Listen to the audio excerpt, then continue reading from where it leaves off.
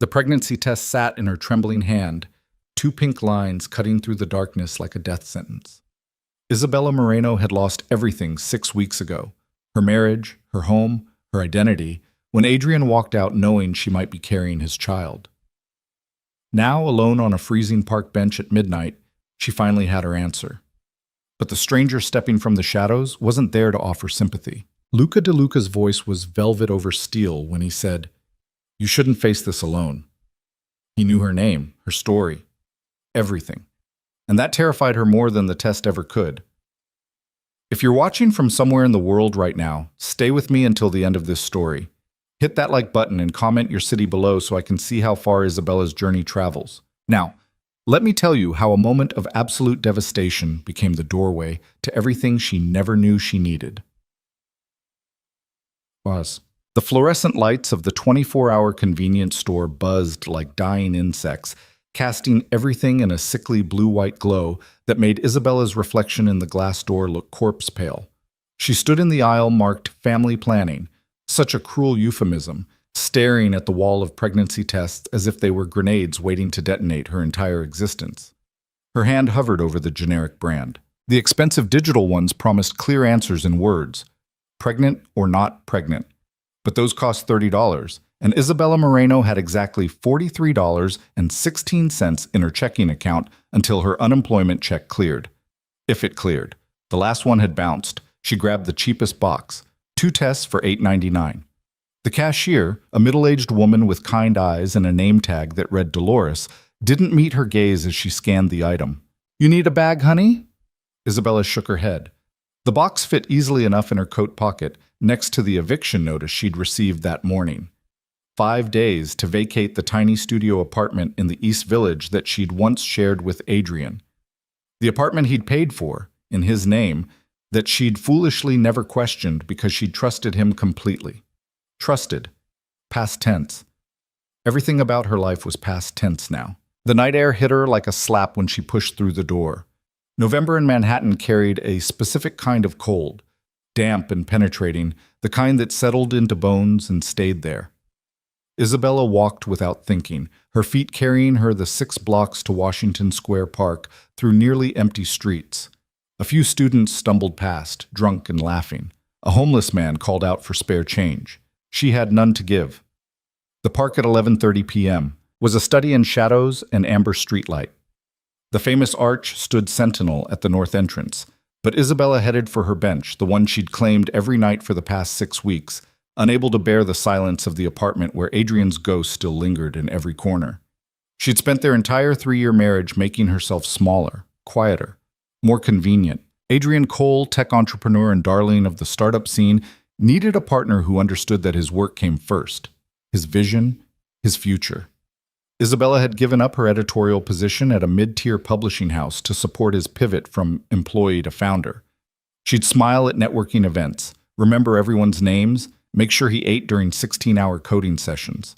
And when his college sweetheart, Charlotte fucking Chen, had reconnected with him at a conference in San Francisco, Isabella had believed him when he said it meant nothing. She'd believed him right up until the moment he sat her down 6 weeks ago and said, with something almost like pity in his voice, "I'm sorry, Bella. I thought I could build a life with you. But Charlotte, she's always been the one." What he didn't say, what Isabella had discovered only 2 weeks later, buried in deleted emails she'd accessed when desperation drove her to break into his laptop, was that he'd known she might be pregnant when he left. She'd mentioned her period was late the week before he ended things, and instead of staying to find out, he'd run. Now Isabella sat on the cold bench, pulled the pregnancy test from her pocket, and stared at the box as if it might spontaneously combust. The instructions were simple enough: pee on stick, wait 3 minutes. Read result. Simple. Except nothing about this was simple. If it was positive, she was 29 years old, jobless, about to be homeless, and pregnant with the child of a man who'd abandoned her. If it was negative, what then? Relief? Or the crushing realization that she had absolutely nothing left? A park bench at midnight seems like an unusual place for contemplation. The voice came from her left, smooth and cultured, with the faintest trace of an accent she couldn't quite place. Italian, maybe. or just the particular intonation of old money and private schools? Isabella's head snapped up. The man stood perhaps 10 feet away, just at the edge of the streetlight's glow. Tall, easily 6'2" or 6'3", with dark hair swept back from a face that belonged on a Roman coin, sharp cheekbones, a mouth that suggested both sensuality and cruelty, and eyes so dark they appeared black in the amber light. He wore a wool coat that probably cost more than her entire wardrobe, tailored perfectly to broad shoulders and a lean frame. Everything about him screamed danger. Not the crude, obvious danger of street violence, but something far more refined, more controlled. "I'm fine," Isabella said, her fingers closing around the pregnancy test box, hiding it. "Just getting some air." At 11:30 on a Tuesday night in November, his tone suggested polite skepticism. "In Washington Square Park, which hasn't been particularly safe at this hour since approximately 1952. I can take care of myself." "Can you?" He moved closer, just 2 steps, but it brought him fully into the light. His face was even more striking up close, mid-30s perhaps, with the kind of bone structure that would age beautifully. But it was his eyes that caught her. Dark, yes, but not empty. They studied her with an intensity that made her feel simultaneously seen and dissected. "Forgive my intrusion, but you have the look of someone standing at a crossroads. And you have the look of someone who should mind his own business." The corner of his mouth twitched, almost a smile. "Fair enough. Though I find that life's most important moments rarely benefit from solitude." He gestured to the bench. "May I?" Every instinct screamed no. Strange men who approached women alone in parks at night were not to be trusted. And yet something in his manner, the careful distance he maintained, the way he'd asked permission, suggested this wasn't a threat.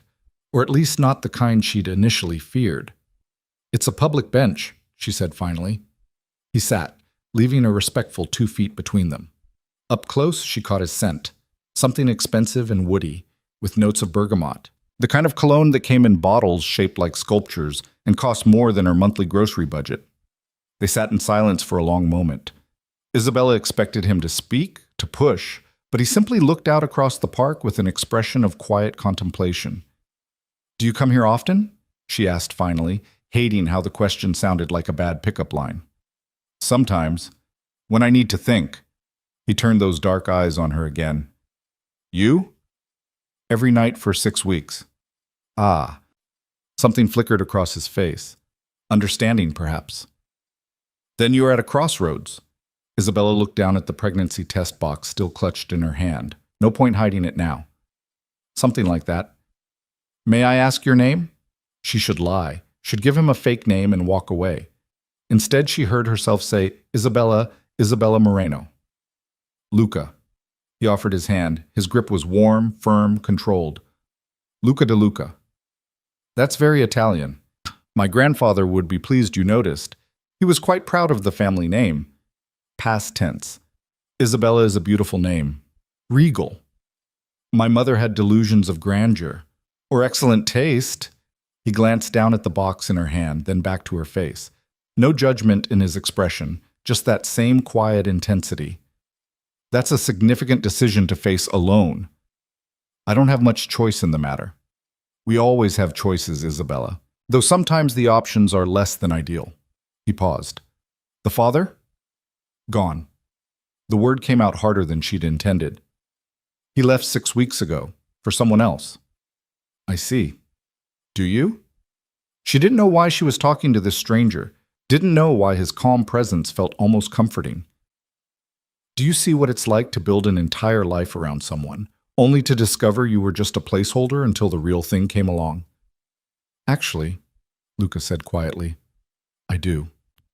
Something in his tone made her look at him properly, really look. Beneath the expensive clothes and aristocratic features, there were shadows.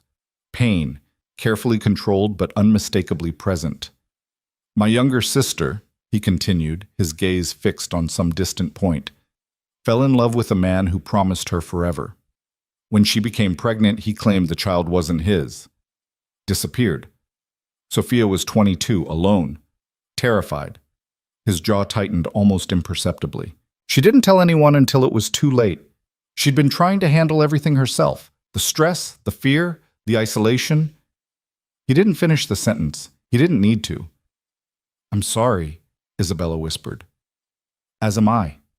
Luca turned back to her, and there was something fierce in his eyes now, something almost protective. "Which is why I cannot, in good conscience, watch another young woman face such a moment alone in the dark." "You don't know me." "No, but I know that look in your eyes. I saw it in Sophia's, in the photographs from before, when she was trying to convince herself she was strong enough to carry the world on her shoulders." He leaned forward slightly. "You are strong enough, Isabella, but strength doesn't mean you should have to." A black SUV pulled up to the curb at the edge of the park. Sleek, expensive, with windows tinted so dark they reflected nothing. Luca stood. "That's my ride," he said. He reached into his coat and pulled out a card. Heavy stock, embossed lettering. No company name, just a phone number. "If you need anything, and I mean anything, call that number." Isabella took the card numbly. "Why would you help me? You don't even know me."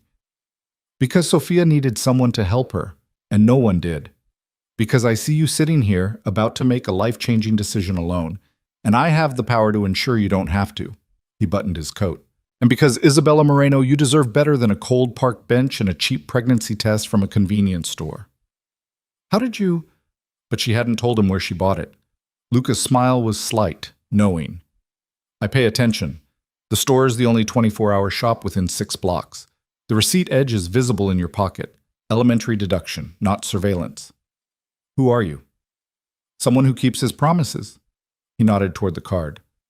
"Call if you need me. No strings, no expectations, just call."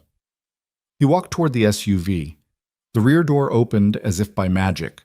Someone inside must have been watching. Before he got in, he turned back. "For what it's worth," he called, "whichever way the test reads, you'll survive this. But you don't have to survive it alone." The door closed. The SUV pulled away, silent as a shadow. And Isabella sat on the bench, staring at a business card with nothing but a phone number, wondering if she'd just hallucinated the entire encounter. Test. She walked the 6 blocks back to her apartment in a daze. The building was a 5-story walk-up, the kind that had been charming when Adrian was paying the rent, and decrepit now that she could see the water stains and peeling paint for what they were. The studio was on the 4th floor. Isabella climbed the stairs slowly, her legs heavy with exhaustion and dread. Inside, she'd left one lamp on. The pharmacy bought one that cast everything in warm yellow tones that almost made the space feel cozy. The bathroom was barely large enough to turn around in. Isabella sat on the closed toilet lid and read the pregnancy test instructions 3 times, stalling, procrastinating, as if delaying the inevitable would somehow change the outcome. Finally, she opened the box with shaking fingers. The process was clinical, mechanical. She followed the instructions precisely, set the test on the sink edge, and forced herself to walk out of the bathroom. 3 minutes. The box said to wait 3 minutes. She paced the 12 feet from the bathroom door to the window and back again. 1 minute. 2. The second hand on the wall clock seemed to move with deliberate slowness, each tick an eternity. At exactly 3 minutes, she walked back into the bathroom and stopped breathing. 2 pink lines, clear as day, unmistakable, positive. Isabella sank to the floor, her back against the bathtub, and stared at the test clutched in her hand. Pregnant. She was pregnant, with Adrian's child. Adrian, who'd known this was a possibility and had chosen to leave anyway. The full weight of her situation crashed down like an avalanche. No job, 5 days until eviction, $43 in her bank account. And now, a baby. A tiny life that would depend entirely on her capacity to provide for it. She should cry, should feel something. But there was only numbness, a vast, echoing emptiness where emotion should be. The business card was still in her coat pocket. Isabella pulled it out, studied the embossed numbers. Luca del Luca. A stranger who'd appeared from nowhere, known things he shouldn't, offered help he had no reason to give. It was insane, calling a strange man she'd met in a park at midnight, telling him she was pregnant, accepting help from someone who was clearly dangerous in ways she didn't fully understand yet. But what choice did she have? Isabella stared at that card until the numbers blurred. Then she set it on the bathroom sink next to the positive pregnancy test and tried to find the strength to face tomorrow. Morning came too soon, and not soon enough. Isabella had spent the night on the bathroom floor, drifting in and out of consciousness, unable to force herself to move to the bed that still carried Adrian's scent in the sheets. At 6:47 a.m., her phone buzzed. A notification from her bank. Unemployment deposit. Rejected. Insufficient funds in originating account due to state budget freeze. Expected resolution. 7 to 10 business days. Isabella read the message 3 times. 7 to 10 business days. She had 5 days before eviction. $43. And a baby on the way. At 7:15 a.m., she made coffee with the last of her grounds. Black, because she'd run out of milk 2 days ago and couldn't afford more. At 7:30, she sat at the small table by the window and stared at Luca's business card. He'd said no strings, no expectations. Just call. But men like that, men who wore $1,000 coats and traveled in SUVs with tinted windows, didn't help for free. There was always a price, always an angle. At 8 a.m., there was a knock at her door. Isabella froze. The landlord's goons, probably, coming to make sure she understood the eviction notice. She crept to the peephole, looked out. A woman stood in the hallway, mid-40s, elegant in a charcoal wool dress and heels, holding a garment bag and a small shopping bag. Professional, polished, completely out of place in this building. "Miss Moreno?" the woman called. "My name is Elena Rossi. I'm here on behalf of Luca De Luca." Isabella's blood ran cold. She opened the door a crack, keeping the chain engaged. "How do you know where I live?" Elena's smile was warm but didn't quite reach her eyes.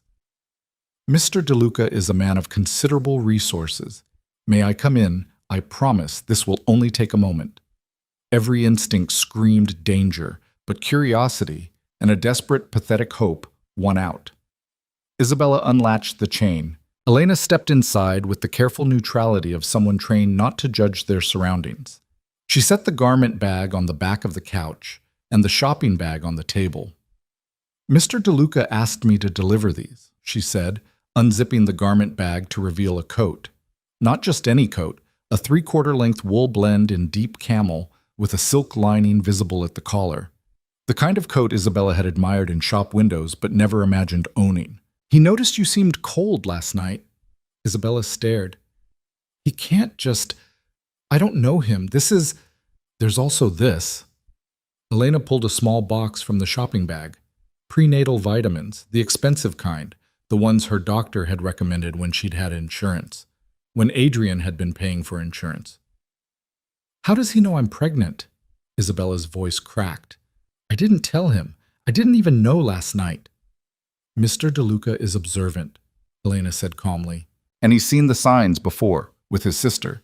He hoped he was wrong, but given that I'm here, I assume he wasn't." Isabella sank into the chair. "What does he want?" "To talk with you. At your convenience." Elena placed another card on the table, this one with an address in Tribeca. "Today, if possible.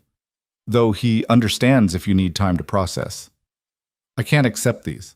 Isabella gestured at the coat, the vitamins. "I don't even know him." "Then get to know him." Elena's expression softened slightly. "Look, I've worked for Mr. De Luca for 8 years. I know how this looks. Strange man, expensive gifts, too good to be true. But he meant what he said last night. No strings, no expectations. He just wants to help." "Why?" "Because his sister didn't get help. And it killed her." Elena's voice was quiet but firm. "Because he has more money than he knows what to do with, and a considerable amount of guilt. And because, for whatever reason, he sees something in you worth protecting." She headed for the door, then paused. "The address is for a private restaurant. It doesn't officially open until dinner service, but Mr. De Luca owns it. You can meet there safely, publicly, or not at all. It's entirely your choice." Elena left. The coat remained, draped over the couch, like a question mark. The prenatal vitamins sat on the table next to the eviction notice, a study in contrasts. Isabella picked up the coat. It was impossibly soft, perfectly weighted. She slipped it on. It fit as if made for her. In the mirror by the door, she looked like a different person. Someone who belonged in the world Luca de Luca clearly inhabited. Someone who wasn't standing on the edge of total collapse. She looked down at the address card. Tribeca. A 40-minute subway ride, assuming the trains were running on time. This was insane. Dangerous. Probably the worst decision she could make. But the eviction notice was real. The pregnancy was real. And the $43 in her bank account wouldn't even cover the subway fare for a week of job hunting. Isabella grabbed her phone and the address card. She was likely walking into a trap. But she was already trapped. At least this way, she'd know what kind. The restaurant sat on a quiet street in Tribeca, the kind of block where the buildings were all renovated warehouses and the cars parked along the curb started at 6 figures. The exterior was understated. A black door with a small brass plaque that read, Il Giardino Segreto, the secret garden. Isabella stood across the street for 10 minutes, debating. Pedestrians flowed past, all purposeful and professional in their designer coats and leather shoes. She didn't belong here. In her borrowed coat and her 3-year-old boots, she was a fraud playing dress-up. But the coat was warm, warmer than anything she'd owned in years, and that small comfort gave her just enough courage to cross the street. She knocked. The door opened immediately as if someone had been waiting. Elena stood there, her expression professionally pleasant. Ms. Moreno, please, come in. The interior took Isabella's breath away. The restaurant was small, perhaps 15 tables, but every detail spoke of quiet luxury. Exposed brick walls, warm lighting from Edison bulbs in wrought iron fixtures, velvet upholstery in deep jewel tones. The air smelled of fresh bread and something savory, rich with garlic and herbs. And there, at a table by the window, sat Luca de Luca. He stood as she approached. Today, he wore dark slacks and a charcoal sweater that probably cost more than her monthly rent used to be. His hair was slightly disheveled, as if he'd been running his hands through it. It made him look more human, almost approachable. Isabella. His voice held genuine warmth. Thank you for coming. Please, sit. She did, her hands folded in her lap to keep them from shaking. Elena disappeared into the back. They were alone. I assume, Luca said, the test was positive. Straight to it then. No pleasantries. Isabella appreciated that. How did you know to send the vitamins? I hoped I was wrong, but I've learned to trust my instincts. He poured water from a crystal carafe into her glass. And I wanted you to have what you needed, regardless of the result. You can't just send your assistant to people's homes with expensive gifts. It's intrusive. I know. He leaned back, his dark eyes steady on hers. I apologize. Elena told me you seemed uncomfortable. That wasn't my intention. What was your intention? To ensure you weren't facing this alone. He paused. May I speak plainly? Isabella nodded, not trusting her voice. You're pregnant, jobless, and about to be evicted. You have no support system. If you did, you wouldn't have been in that park alone at midnight. The father has abandoned you, and you're terrified but trying very hard not to show it. His tone wasn't cruel, just factual. Does that about summarize the situation? Hearing it laid out so starkly made something crack in Isabella's chest. You forgot the part where I'm a complete stranger accepting help from another complete stranger who somehow knows everything about my life. I make it my business to understand situations thoroughly before involving myself. Luca folded his hands on the table. Isabella, I'm going to tell you something, and I need you to listen carefully. Can you do that? She nodded again. I'm not a good man, he said quietly. I run an organization that operates in the shadows. I make decisions that would horrify most people. I have power, influence, and resources that come from places you probably don't want to know about. He leaned forward slightly. But I also have principles, lines I don't cross. And one of those lines is this: I do not allow pregnant women to suffer when I have the means to help them. Isabella's mouth went dry. You're telling me you're a criminal. I'm telling you I'm not a saint. There's a difference. Why are you telling me this? Because I'm about to make you an offer, and I need you to make an informed decision. He pulled a leather folder from the chair beside him, set it on the table. I own several properties in Manhattan, safe buildings with excellent security. I'd like to offer you an apartment, fully furnished, utilities included, No rent.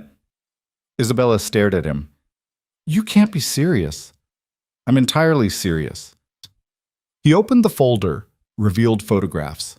A beautiful high-rise in what looked like Murray Hill. Modern, sleek, secure. In exchange, I ask 3 things. First, you maintain your health and attend all medical appointments. Second, you're honest with me about what you need. And third, you allow me to ensure you and your child are safe. That's insane. Isabella pushed back from the table.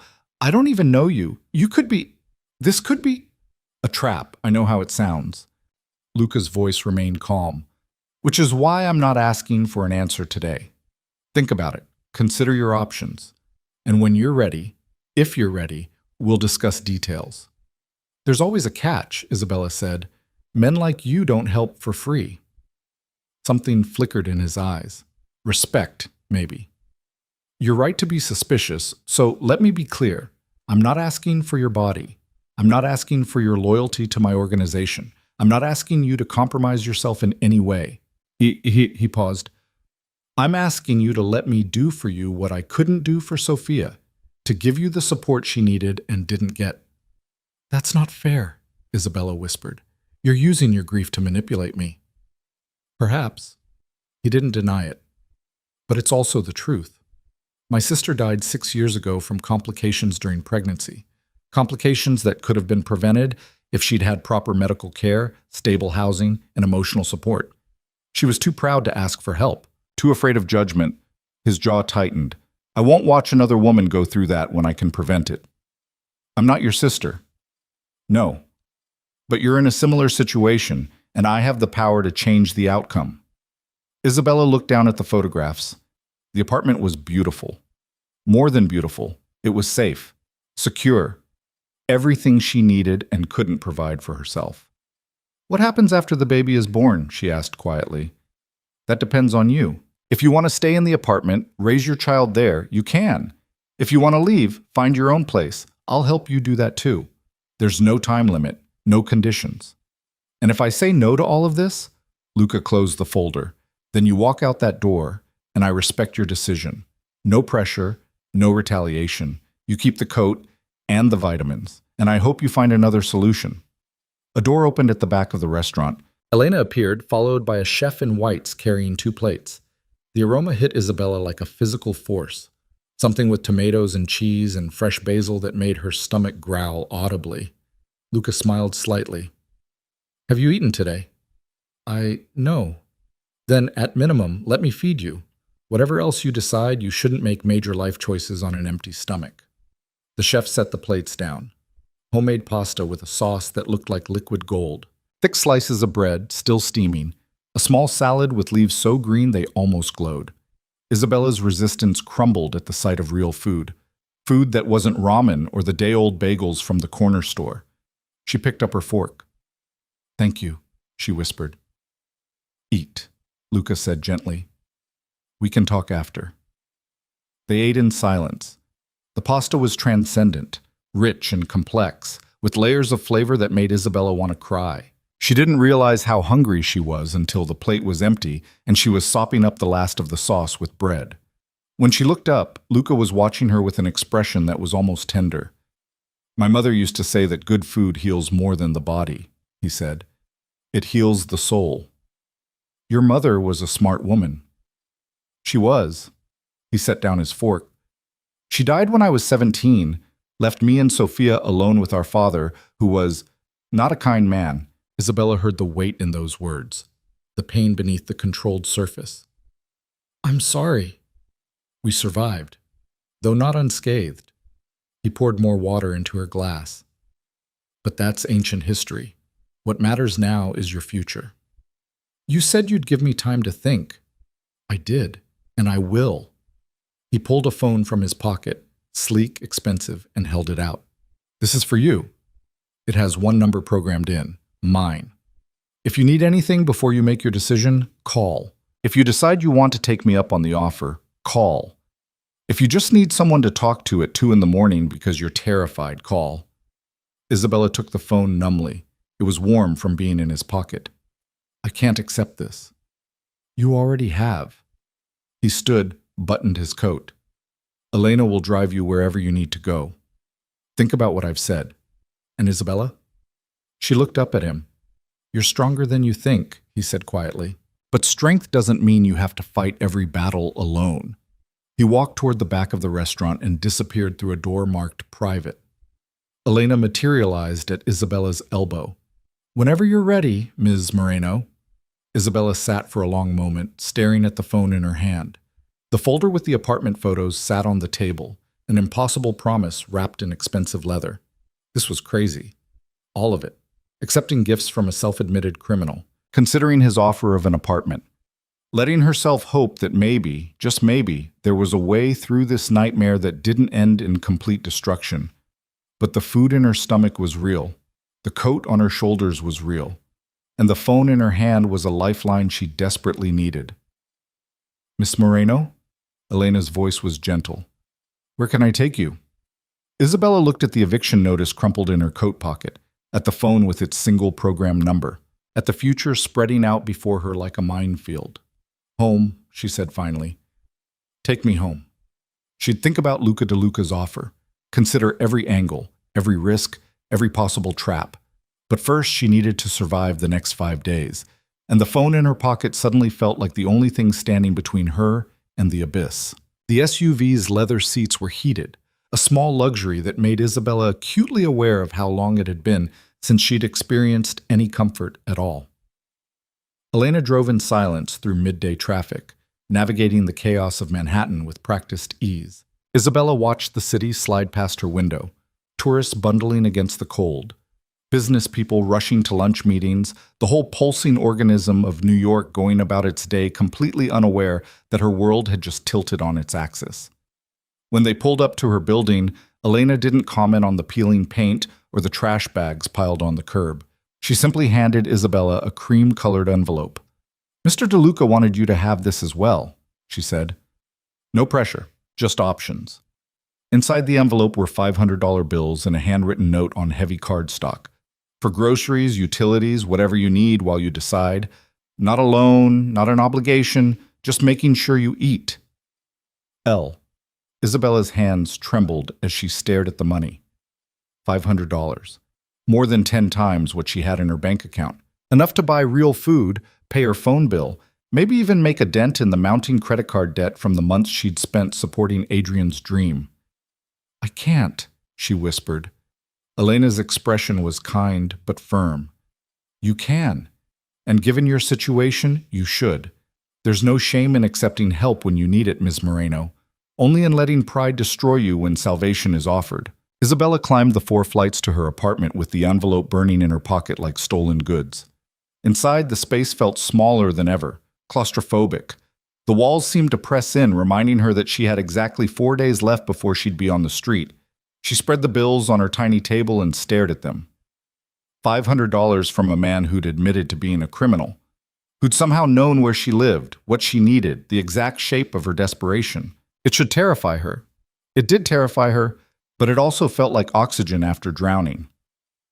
Isabella picked up the phone Luca had given her. The screen lit up at her touch, showing a single contact, Luca De Luca. No photo, no additional information, just the name and a number. She set it down, picked it up again, set it down. The pregnancy test still sat on the bathroom sink where she'd left it, those 2 pink lines a constant reminder that this wasn't just about her anymore. There was a life growing inside her, a tiny cluster of cells that would become a person, a child who would need food and shelter and safety. A child whose father had known it might exist and had left anyway. Isabella's hand moved to her stomach, still flat beneath her shirt. I don't know what I'm doing, she whispered to the emptiness. I don't know how to do any of this. The apartment offered no answers, only silence and the distant sound of her neighbor's television bleeding through the thin walls. She lasted 3 days. 3 days of stretching the $500 as far as it would go. 3 days of applying to jobs she was overqualified for and hearing nothing back. 3 days of dodging calls from her landlord's lawyer and trying to figure out if there were any shelters that took pregnant women. On the 3rd day, at 2:47 in the afternoon, the building superintendent knocked on her door with 2 large men in work uniforms. Moreno? The super was a thick man named Pete, who'd always been polite enough when Adrian was paying the rent. Now his expression was apologetic but firm. Need to start the eviction process. You got till end of day tomorrow to clear out, or we're changing the locks and putting your stuff in storage. You'll have 30 days to claim it before it goes to auction. Isabella looked past him at the two workers. They carried toolboxes and measuring tape, already planning how to turn her home into someone else's. I understand, she said, proud that her voice didn't shake. Pete shifted uncomfortably. Look, I'm sorry, I got my orders. Owners cracking down on delinquent tenants, nothing personal. Of course not. She closed the door before he could see her hands trembling. End of day tomorrow, less than 30 hours. She had nowhere to go. No friends close enough to impose on for more than a night or two. No family.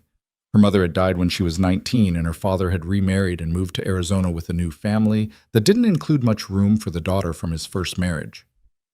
Isabella sat on her bed and pulled out both phones.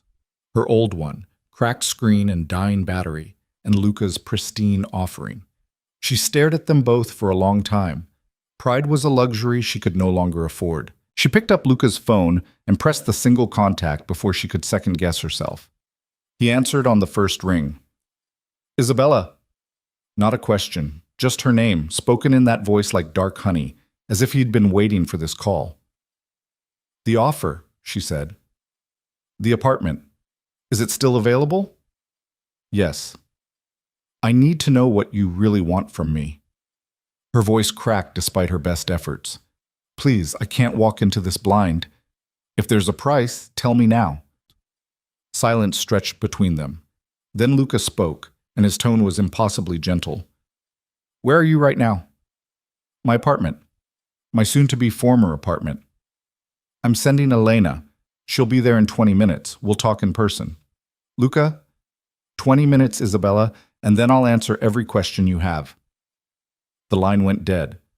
Elena arrived in 18 minutes, driving a different vehicle this time, a discreet sedan that wouldn't draw attention in Isabella's neighborhood. She helped carry down the 3 boxes and 2 suitcases that contained everything Isabella owned after Adrian had taken what he wanted from their shared life. They drove to Murray Hill in silence. The building was even more impressive in person, 30 stories of steel and glass, with a doorman who nodded respectfully to Elena and held the door without question. The lobby was all marble and soft lighting, with abstract art on the walls that probably cost more than Isabella had made in a year at her old job. The elevator required a key card to access the upper floors. Elena swiped hers and pressed the button for the 23rd floor. Mr. DeLuca is waiting in the apartment, she said. Take your time. Look around. Ask your questions. I'll bring up your things. The elevator doors opened onto a quiet hallway with only 4 doors. Elena led her to 23C and knocked once before opening it. The apartment took Isabella's breath away. Floor-to-ceiling windows overlooked the city, letting in floods of natural light. The living room was spacious and beautifully furnished with a deep gray sectional, a glass coffee table, and built-in bookshelves already filled with books. The kitchen gleamed with stainless steel appliances and granite countertops. Through an open door, she could see a bedroom with a king-sized bed and furniture that looked like it belonged in a magazine spread. And there, standing by the windows with his hands in his pockets, was Luca. He dressed down, jeans and a black sweater, but still radiated that quiet authority that seemed to fill whatever space he occupied.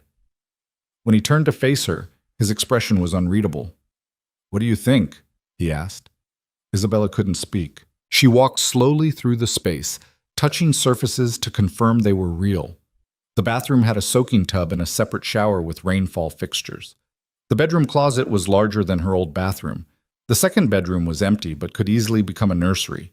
She found her voice in the kitchen, staring at the 6-burner stove.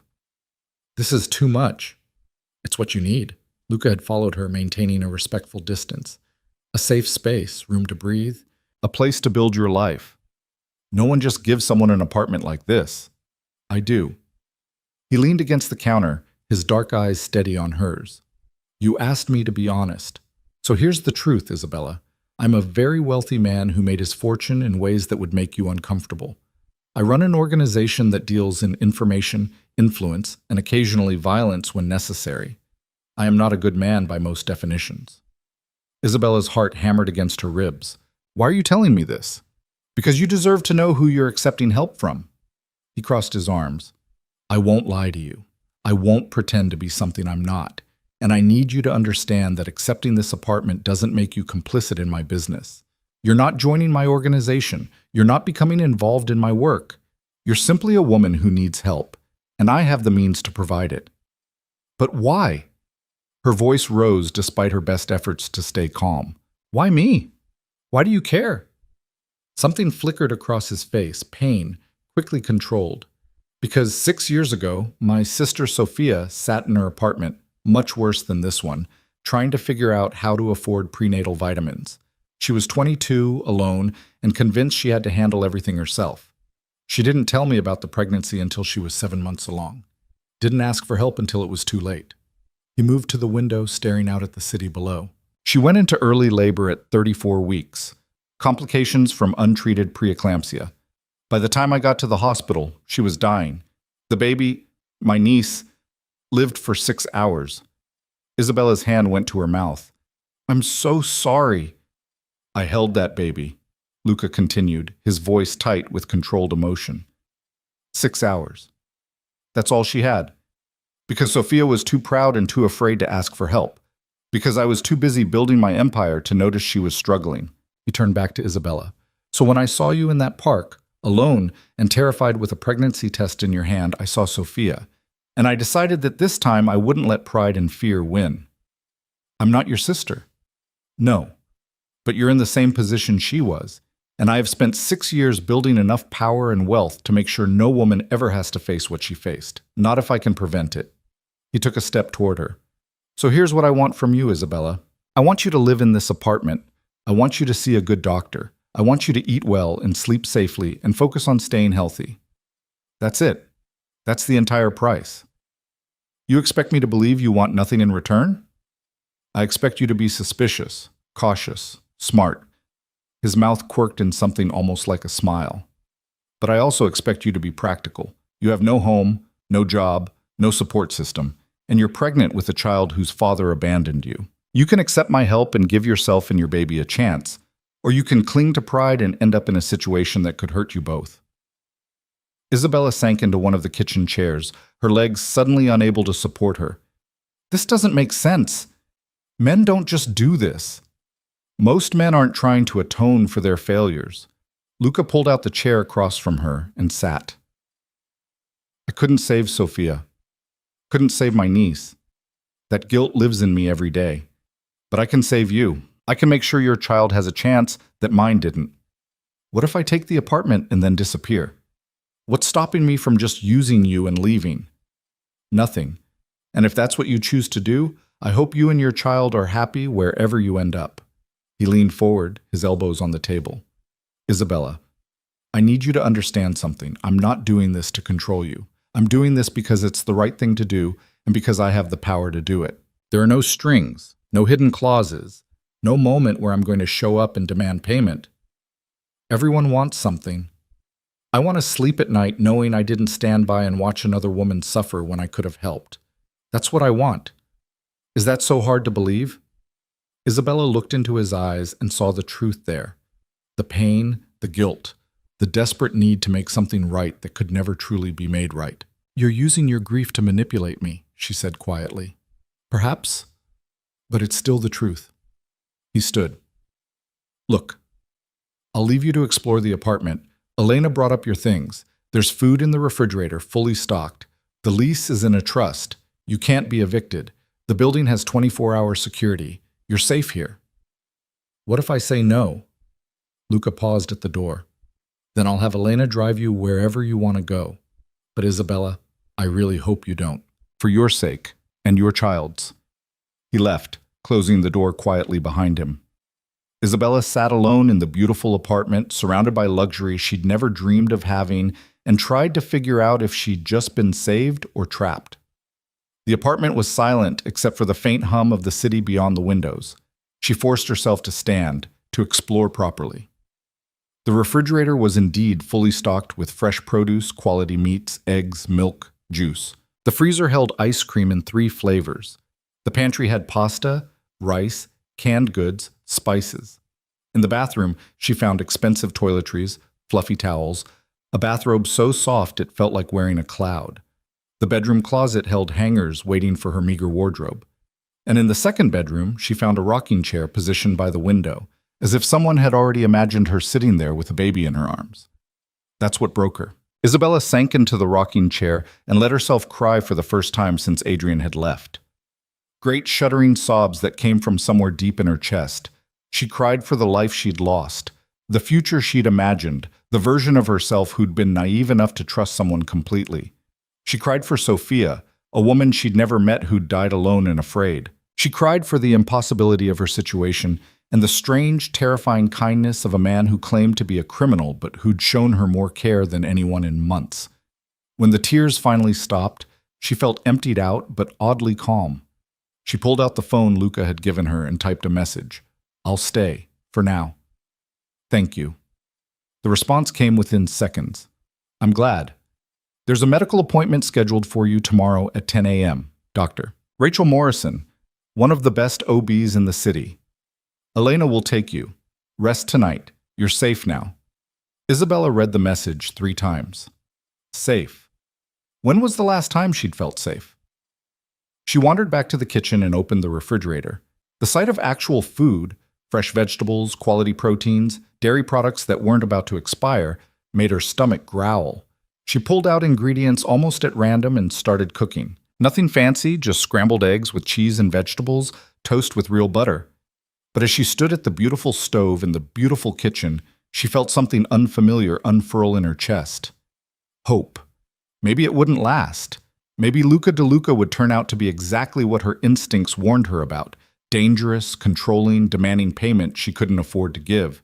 But for tonight, she had a safe place to sleep and food in her stomach. For tonight, she wasn't alone. And for tonight, that was enough. She ate at the small dining table by the window, watching the city lights come on as dusk fell. When she finished, she washed her dishes and explored the rest of the apartment more thoroughly. Someone had unpacked her boxes and suitcases.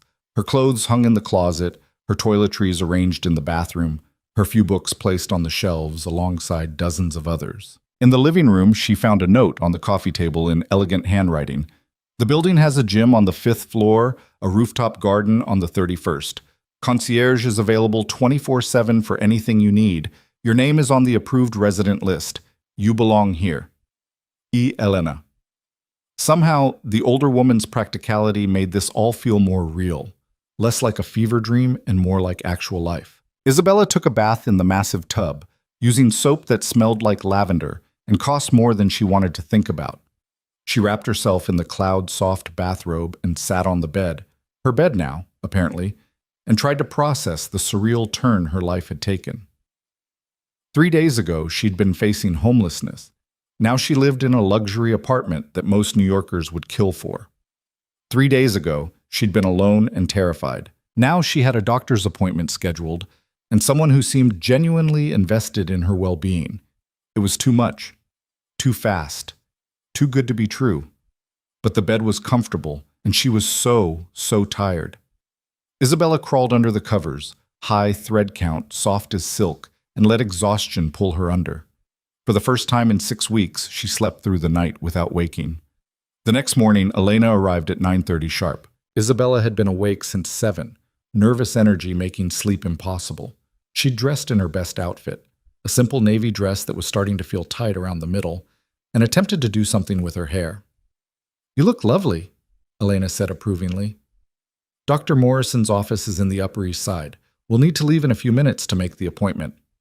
The drive took 40 minutes through morning traffic. Elena filled the silence with practical information: where to find the nearest grocery store, how to use the building's package room, the name of a good dry cleaner nearby.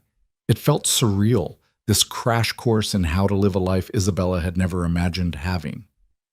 Dr. Morrison's office was in a renovated brownstone, all warm wood and soft lighting designed to put patients at ease. The waiting room had comfortable chairs and recent magazines and a receptionist who greeted Isabella by name. "Ms. Moreno, welcome. Please, have a seat. Dr. Morrison will be with you shortly." Isabella sat, acutely aware that she was the only patient in the waiting room not wearing designer clothes or carrying a purse that cost more than a month's rent. She felt like an imposter, a fraud playing dress-up in someone else's life. First prenatal visit? The woman next to her was perhaps 35, glowing with that pregnancy radiance people always talked about. Her hand rested on a noticeable bump. "Yes," Isabella said. "Dr. Morrison is wonderful, very thorough. You'll love her." The woman smiled warmly. "How far along are you?" "I'm not sure. Maybe 6 or 7 weeks?" "Oh, early days. How exciting." The woman's enthusiasm was genuine. "Is this your first?" Isabella nodded, not trusting her voice. "It's magical," the woman said softly. "Terrifying and overwhelming and completely magical. You'll see." Before Isabella could respond, a nurse appeared. "Isabella Moreno?" The examination room was warm and welcoming, decorated with photos of babies and positive affirmations about motherhood. The nurse, name tag reading Janice, took Isabella's vital signs with practiced efficiency. "Blood pressure's a little elevated," Janice noted, writing on her chart. "But that's normal given the circumstances. First prenatal visits can be stressful. Dr. Morrison will be right in." Doctor. Rachel Morrison turned out to be a woman in her 50s with kind eyes and capable hands.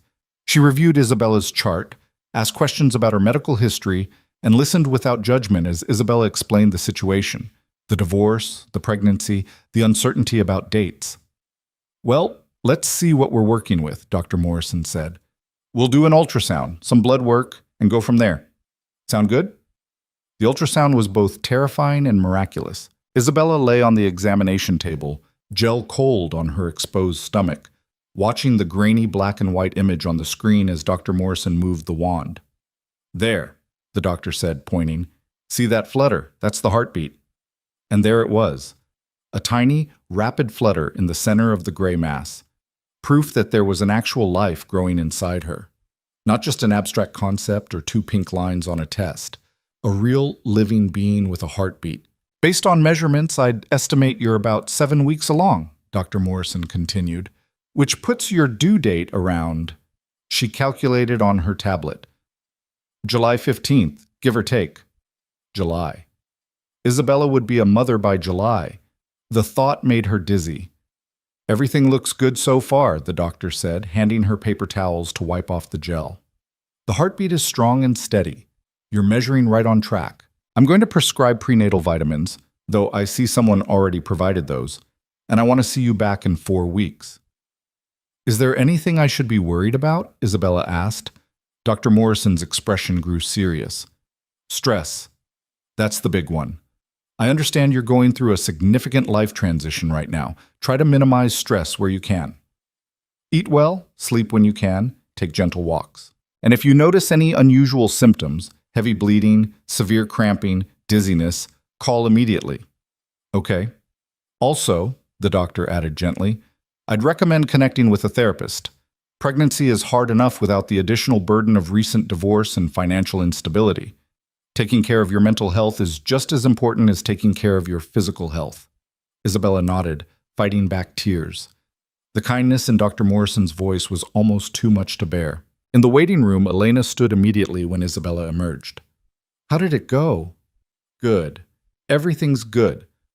Isabella clutched the ultrasound photo Dr. Morrison had given her. "The baby has a heartbeat." Elena's expression softened. "Of course it does. May I see?" Isabella showed her the grainy image. Elena studied it with what looked like genuine interest. "Beautiful," she said simply. "Mr. DeLuca will want to know everything went well, unless you'd prefer to tell him yourself." "You can tell him. I'm sure he's busy." "He's never too busy for this." Elena held the door open. "Now, let's get you home. You look exhausted." The apartment felt more welcoming when they returned. Elena helped her put away the groceries they'd picked up on the way back, more fresh produce, protein, healthy snacks, and showed her how to use the high-tech coffee maker. "Mr. DeLuca wanted me to give you this," Elena said, pulling out a credit card from her purse. "It's for expenses, groceries, maternity clothes, anything you need. There's no limit, no questions asked. Just use it." Isabella stared at the black card with her name embossed on it. "I can't." "You can and you will. Doctor's orders, you need to eat well and take care of yourself. That requires money. Mr. DeLuca has plenty of it. Consider this part of the arrangement. Elena's tone left no room for argument. He'll be very displeased if you don't use it. After Elena left, Isabella sat on the couch and pulled out the phone Luca had given her. She should call him, thank him, tell him about the appointment. Instead, she sent a text. Everything went well. Baby is healthy. Due date, July 15th. The response was immediate. I'm glad. You must be exhausted. Rest. We'll talk soon. Simple. Straightforward.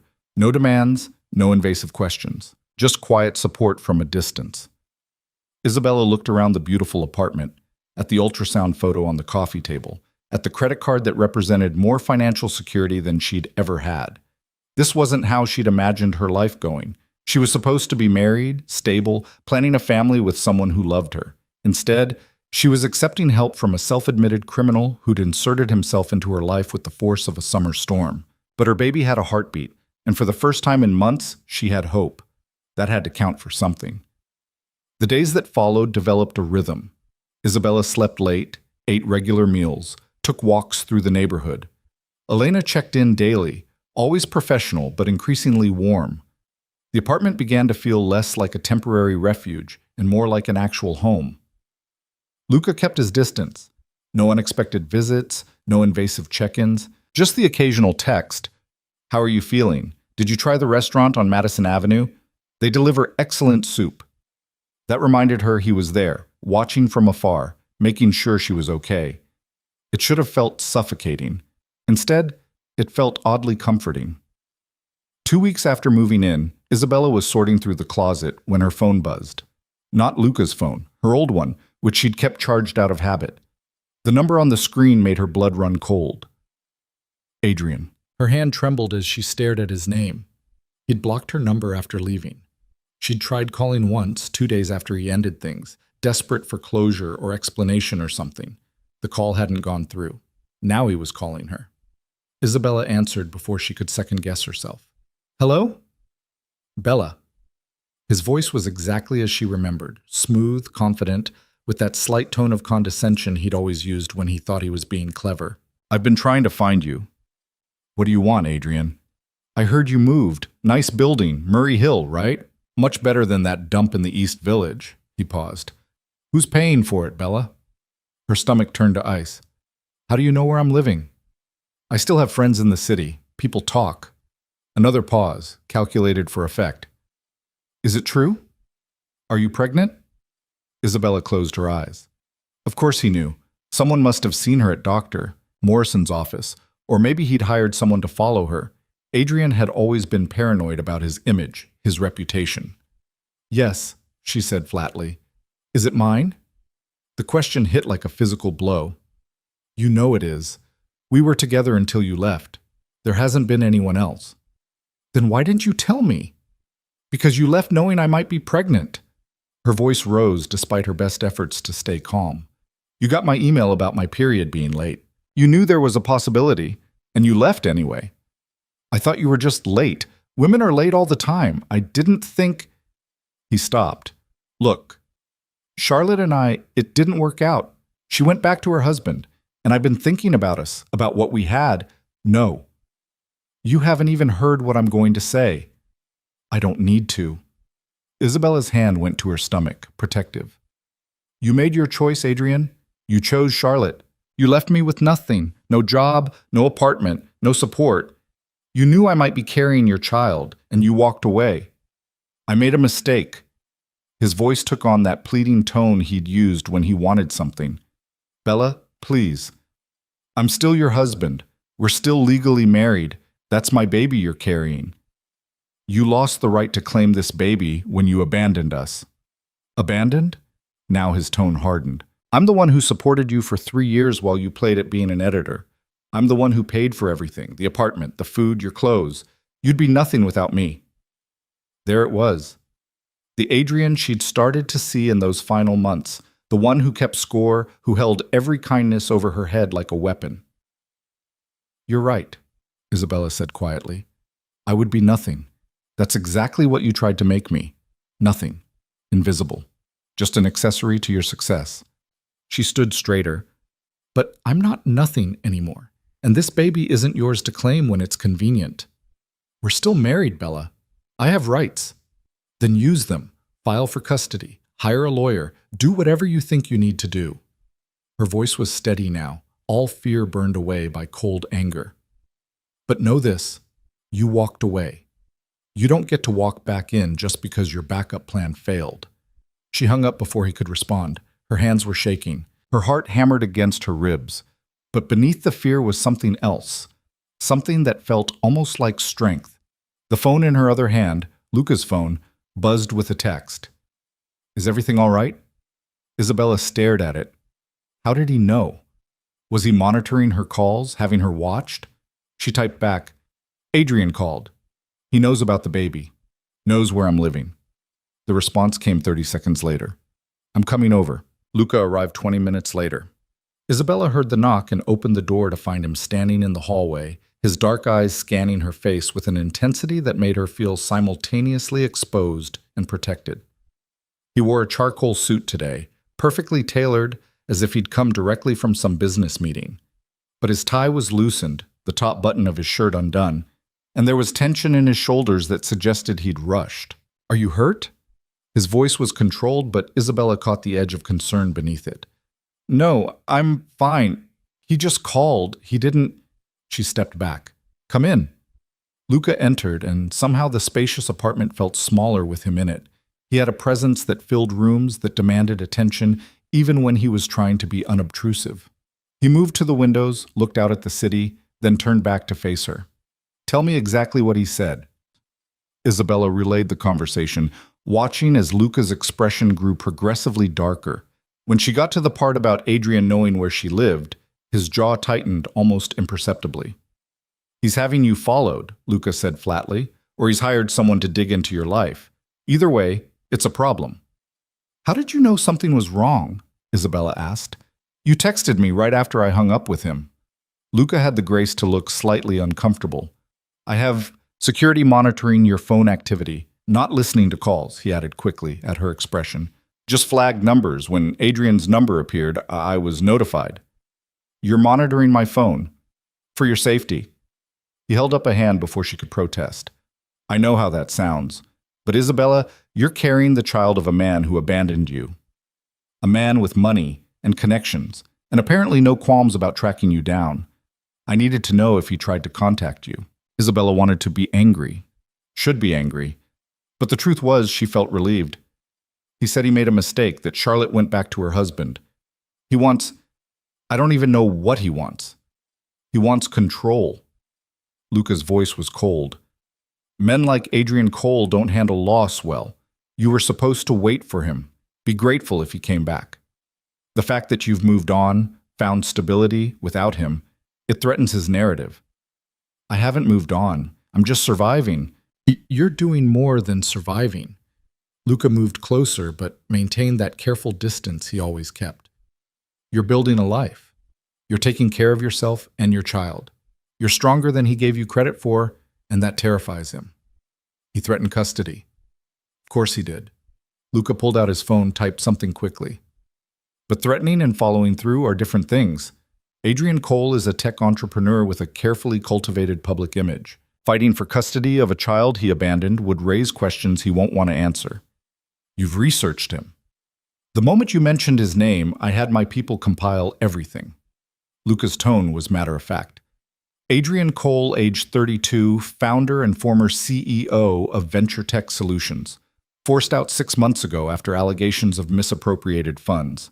Currently unemployed and living off the severance package his lawyers negotiated. His relationship with Charlotte Chen lasted exactly 5 weeks before she returned to her husband, a venture capitalist who could actually advance her career. Isabella sank onto the couch. He never told me he was forced out. Because it would shatter the image of the brilliant entrepreneur brought down by tragic love. Luca sat in the chair across from her, elbows on his knees, focused entirely on her face. Isabella, Adrian is not in a position to fight for custody. He has no job, no stable income beyond severance that will run out, and a reputation that's already damaged. Any lawyer worth their retainer would advise him to sign away parental rights and walk away clean. But what if he doesn't? What if he decides to fight just to hurt me? Then he'll discover that fighting me is considerably more difficult than fighting you. The quiet menace in Luca's voice made Isabella shiver. I meant what I said. You're under my protection. That extends to legal matters. I can't ask you to. You're not asking. I'm offering. He leaned back, his expression softening slightly. But there's something you should understand. If Adrian pushes this, it's going to get ugly. He'll try to use your current situation against you. The fact that you're living in an apartment provided by someone else, that you have no job, no independent income. He'll say I'm unfit. He'll say whatever his lawyers tell him will work. But Isabella, you have something he doesn't. Luca's gaze was steady, unwavering. You have someone willing to testify that you're receiving support, that you have stable housing, that you're attending all medical appointments. You have documentation of his abandonment. And if necessary, you have me. Isabella looked at this man who'd inserted himself into her life with the force of a hurricane. This self-admitted criminal who'd shown her more kindness than her own husband ever had. Why are you really doing this? I told you why. Tell me again. Because I need to understand if this is about your sister or if there's something else. Something you're not saying. Luca was quiet for a long moment, studying her with those dark, unreadable eyes. Then he stood and walked back to the windows, his back to her. My sister Sophia was the only good thing in my life for a very long time, he said quietly. Our father was a violent man who believed in the old ways, discipline through fear, respect through pain. Our mother died trying to escape him when I was 17 and Sophia was 12. After that, it was just the two of us trying to survive in a house that felt like a war zone. Isabella watched his reflection in the glass, saw the tension in his shoulders. I joined my father's organization to protect her, Luca continued. Learned the business, made myself valuable, eventually took over when he was no longer capable of leading. I built something bigger than he ever imagined, more profitable, more powerful, and I told myself I was doing it for Sophia, to give her a better life, to make sure she'd never want for anything. He turned back to face her, and there was rawness in his expression that took her breath away. But I was so focused on building an empire that I didn't see her falling apart. She met someone, a graduate student, charming, ambitious. He swept her off her feet, made promises he never intended to keep. When she got pregnant, he accused her of trying to trap him and disappeared. She was too ashamed to tell me, too afraid I'd react with violence, which I absolutely would have. His hands clenched briefly. She tried to handle it alone, found a cheap apartment, worked 2 jobs, convinced herself she could do it. By the time I found out, she was 7 months along and her blood pressure was through the roof. The preeclampsia, Isabella whispered. The doctors said if she'd been receiving proper care, they could have managed it, but she'd been skipping appointments because she couldn't afford them. When she finally collapsed at work, it was too late. They did an emergency C-section. Sophia died on the table. The baby, my niece, Elena Sophia, lived for 6 hours in the NICU. I held her the entire time, watched her take her last breath. Isabella's vision blurred with tears. I'm so sorry. I tell myself it wasn't my fault, that Sophia made her own choices. But the truth is, I created an environment where she felt she couldn't ask for help, where vulnerability was weakness. Luca's voice was rough now, stripped of its usual control. So when I saw you in that park, pregnant and alone and terrified, I saw a chance to do what I couldn't do for her, to make sure this time the story ends differently. I'm not your redemption, Isabella said gently. I know, and I'm not asking you to be. He moved back to the chair, sat down heavily. But if I can help you, if I can make sure your child has a chance that mine didn't, then maybe Sophia's death wasn't completely meaningless. They sat in silence for a long moment. Outside, the city hummed with its usual chaos. Inside, there was only the sound of breathing and the weight of shared grief. What happens now? Isabella asked finally. With Adrian? Now we wait. See if he follows through on his threats or if he's just posturing. Luca pulled out his phone again. I'm going to have security increased on the building. Discreet, but present. If Adrian shows up, I'll know about it. I don't want to live in fear. You won't. You'll live in safety. There's a difference. He stood. I should go. Let you rest. But Isabella, I need you to promise me something. What? If Adrian contacts you again, you tell me immediately. Don't try to handle him alone. Don't let him manipulate you into thinking you owe him anything. Luca's expression was fierce. You owe him nothing. Do you understand? Isabella nodded, not trusting her voice. At the door, Luca paused. The apartment across the hall is vacant. I'm thinking of having Elena move in there, just temporarily, so you have someone close if you need anything. You're moving your assistant into the building to watch over me. I'm ensuring you have support nearby. He smiled slightly. Elena's been looking for a place in the city anyway. This works for both of you. After he left, Isabella sat on the couch and processed everything she'd learned. Luca's sister, his niece, the guilt that drove him to help a stranger in a park. It made sense now, the intensity of his concern, the lavish support, the careful distance he maintained. He wasn't trying to control her. He was trying to save her the way he couldn't save Sophia. It should have made her feel better. Instead, it made her acutely aware of the weight of his expectations. She wasn't just Isabella Moreno anymore. She was a stand-in for the sister he'd lost, a chance for redemption that he'd never actually achieve. That night, she dreamed of a baby she'd never met, Elena Sofia de Luca, 6 hours old, dying in her uncle's arms. When she woke at 3 a.m., her face was wet with tears. Adrian called again 3 days later. Isabella let it go to voicemail. The message was short and clipped. We need to talk about the baby. I've hired a lawyer. Expect to hear from them. What? She forwarded the message to Luca without comment. His response came within minutes. Don't worry, I'll handle it. 2 days after that, a process server appeared at her door with divorce papers and a petition for full custody. Isabella signed for them with shaking hands and immediately called Luca. He was at her door within the hour, accompanied by a woman in her 50s with silver hair and eyes like flint. This is Margaret Chen, Luca said, the best family law attorney in New York. She's going to handle this. Margaret spread the papers across the dining table and read through them with professional efficiency. Standard intimidation tactics, she said after a few minutes. He's claiming abandonment, unfitness, inability to provide. He wants full custody with no visitation rights for you. Isabella felt her world tilt. He can't do that. He can file for it. He won't get it. Margaret looked up, her expression reassuring. Ms. Moreno, I've been practicing family law for 30 years. I've seen cases like this 100 times. The parent who walks away trying to come back when it's convenient. It rarely works in their favor. But he has money, resources. Had money. His severance is running out and he hasn't found new employment.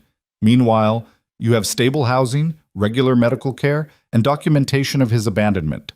Margaret pulled out a legal pad and began making notes. We'll file a counterpetition. Seek to have his parental rights terminated based on abandonment with knowledge of potential pregnancy. We'll also petition for divorce on grounds of desertion and request full custody with no visitation or contact. Is that possible? Not only possible, but likely, especially when the court learns he left you while you were potentially pregnant, provided no support, and only returned when his other relationship failed. Margaret's smile was sharp. New York courts don't look kindly on that kind of behavior. Over the next 2 weeks, Isabella watched as Margaret Chen systematically dismantled Adrian's case. There were depositions where Isabella recounted the emails she'd sent him about her late period, bank records showing Adrian had closed their joint accounts without warning, testimony from Dr. Morrison about Isabella's excellent prenatal care and stable situation. And through it all, Luca remained present, but not intrusive. He attended strategy meetings when Margaret thought it would help. He ensured Isabella ate and slept and didn't drown in stress. But he never pushed, never demanded more than she was willing to give. Elena did move into the apartment across the hall, and her presence was surprisingly comforting. She'd appear in the evenings with homemade soup or fresh bread from a bakery she loved. She'd watch movies with Isabella when the silence got too heavy. She never pried, never asked invasive questions. She was just there. 3 weeks after Adrian filed for custody, he showed up at the building. Isabella was coming back from a walk when she saw him in the lobby, arguing with the doorman. He looked different than she remembered, thinner, with shadows under his eyes and a desperate edge to his movements. When he saw her, his expression shifted from frustration to something almost pleading. Bella, please, I just want to talk. The doorman, Marcus, a kind man in his 60s who always greeted her warmly, stepped between them. "Sir, you need to leave. You're not on the approved visitor list."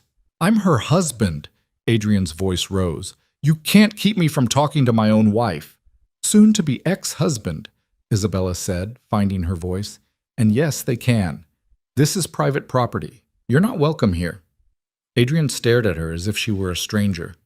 "What happened to you? You used to be sweet, accommodating. Now you're living in some luxury building, taking orders from—" He looked around the expensive lobby. "Who is he, Bella? Who's paying for all this?" "That's none of your business." "It is if you're sleeping with someone while carrying my child." The accusation hung in the air like poison. Isabella felt heat rise to her cheeks, but before she could respond, a voice cut through the tension. "That's quite an allegation to make without evidence, Mr. Cole." Luca appeared from the elevator, moving with that predatory grace that made him seem both civilized and dangerous. He wore a black suit today, perfectly cut, and his expression was cold enough to freeze blood.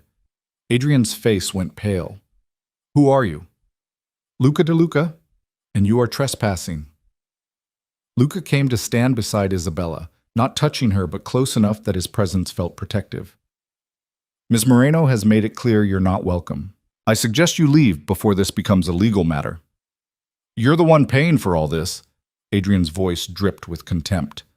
"What are you, some kind of sugar daddy, trading money for—" He didn't finish the sentence. Luca moved faster than Isabella would have thought possible, closing the distance between them in 2 strides. He didn't touch Adrian, didn't raise his voice.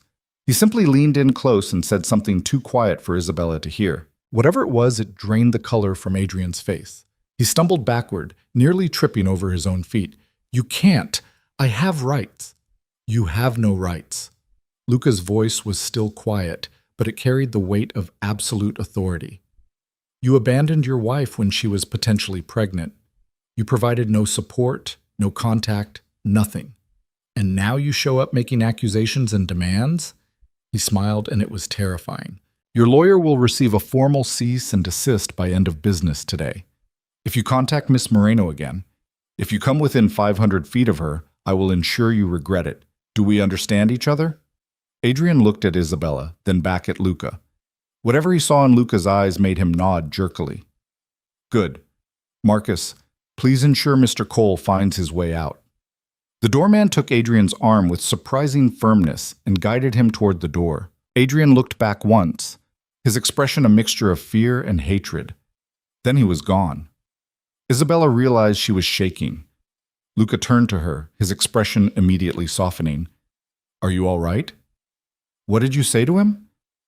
"The truth. That if he hurts you, I'll destroy him." Luca gestured toward the elevator. "Come on, let's get you upstairs." In the apartment, Isabella paced while Luca called Margaret and relayed what had happened. When he hung up, his expression was grim. "Margaret is filing for a restraining order, and we're accelerating the termination of parental rights petition. Adrian's behavior today will only help our case." "He looked scared," Isabella said quietly. "When you spoke to him, what exactly did you tell him?" Luca was silent for a moment, then he sighed. "I told him that I know about the embezzlement at Venture Tech, the real reason he was forced out. And I told him that if he continues to harass you, those details will find their way to the district attorney's office." "Was it true? Did he embezzle funds?" "According to my sources, yes. About $200,000 that was never accounted for. His severance package was essentially hush money to avoid prosecution." Luca met her eyes. "I don't make idle threats, Isabella. If Adrian pushes this, I will use every resource at my disposal to protect you." "That's blackmail. That's leverage, and sometimes leverage is the only language certain men understand." He moved to the window, looked out at the city. "I know you want to handle this the right way, through legal channels, proper procedures, and we will. But I'm also ensuring Adrian understands the consequences of continued harassment." Isabella should be horrified, should be appalled by the casual way Luca wielded power and threats. Instead, she felt something closer to relief. For the first time in her adult life, someone was fighting for her. Not because she'd made herself small enough to deserve it, but because she mattered. "Thank you," she said softly. Luca turned, surprise flickering across his features. For what? For being here. For standing up to him. For making me feel like I'm worth protecting. Something shifted in his expression. Warmth, maybe, or tenderness. You are worth protecting, Isabella. You always have been. Adrian just couldn't see it. They stood there looking at each other across the space of the beautiful apartment, and Isabella felt something crack open in her chest. Something that felt dangerous and warm and terrifying all at once. The moment broke when Luca's phone buzzed. He glanced at it, frowned. I have to go. Business that can't wait. But Elena is across the hall if you need anything. And Isabella? He paused at the door. Call me if you're scared, or if you just need to hear a voice. Anytime, I mean that.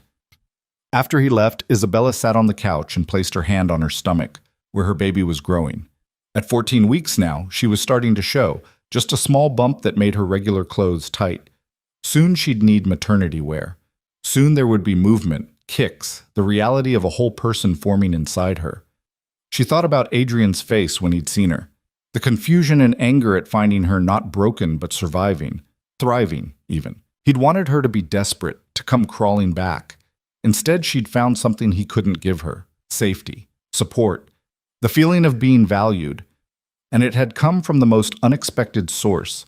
A man who dealt in shadows and violence, who carried guilt like a second skin. A man who looked at her and saw someone worth saving. Isabella pulled out her phone and texted Luca. Thank you for today, for everything. I don't know how to repay you. His response came quickly. You don't repay kindness, you accept it and pass it forward when you can. That's how the world becomes a little less cruel. She read his words 3 times, then set the phone aside and went to the kitchen. There was chicken in the refrigerator, vegetables, pasta. She'd make dinner, something nourishing and warm. And maybe, just maybe, she'd invite Luca to share it. But when she picked up the phone to text him, she hesitated. This was becoming something more than protection, more than guilt-driven charity. She could feel it in the way her heart sped up when she saw his name on her screen, in the way his presence made her feel safe in a way she'd never experienced before. It was dangerous, complicated, probably a terrible idea. But her baby kicked for the first time that evening, a flutter so faint she almost missed it, and her first instinct was to call Luca and tell him. So she did. He answered on the first ring. Isabella, what's wrong? Nothing's wrong. The baby moved. For the first time, I felt it. The silence on the other end lasted just long enough that she thought he might have hung up. Then his voice came through, rough with emotion. That's wonderful. How did it feel? Like butterflies. Or bubbles. It was so faint I almost thought I imagined it. She laughed, surprised by the joy in her own voice. But it was real. The baby is real. Of course it's real. You've seen the ultrasounds. I know, but this is different. This is inside me. She struggled for words. This is my child. Yes, Luca said softly. It is, and you're going to be an incredible mother. They talked for an hour, about nothing and everything, about her day, his work, the strange journey that had brought them to this moment. And when they finally hung up, Isabella felt something shift inside her, something that had been closed and hardened beginning to soften. She was falling for Luca de Luca. The realization hit her like cold water. She was falling for a man who'd admitted to being a criminal, who wielded power with casual ease and threatened people without blinking, who carried the ghost of his dead sister like an open wound. It was the worst possible timing, the worst possible man, the worst possible situation. But her heart, apparently, didn't care about logic. The restraining order was granted 2 days later. Adrian was prohibited from contacting Isabella directly or indirectly, from coming within 500 feet of her residence, and from making any claims about the baby on social media or in public. Margaret presented the order with satisfaction. He's cornered now, she said. Either he walks away or he fights and risks exposure of the embezzlement. My money's on him walking away. She was right.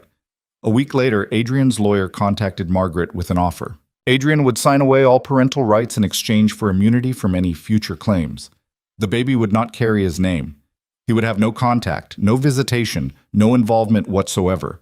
In exchange, Isabella would never speak publicly about their relationship or his abandonment. Margaret brought the papers to the apartment for review. Isabella read them 3 times, her hands shaking. "This is it," she said. "If I sign this, he's gone. Forever." "Yes," Margaret confirmed. "He'll have no legal relationship to your child. You'll be free to make all decisions without his input or interference." Isabella looked at the ultrasound photo on her refrigerator, at the small bump visible beneath her shirt, at the life she was building from the ashes of her marriage. "Where do I sign?" She signed her name in 7 places. Margaret witnessed each signature, professional and efficient. When it was done, Margaret gathered the papers with satisfaction. "I'll file these with the court tomorrow. Within 30 days, the termination will be final. You'll be free of Adrian Cole permanently." After Margaret left, Isabella stood at the window and watched the city lights come on as evening fell. Free. She was going to be free. No more looking over her shoulder, no more fear that Adrian would appear and try to take her child. No more connection to the man who'd made her feel invisible. Her phone buzzed.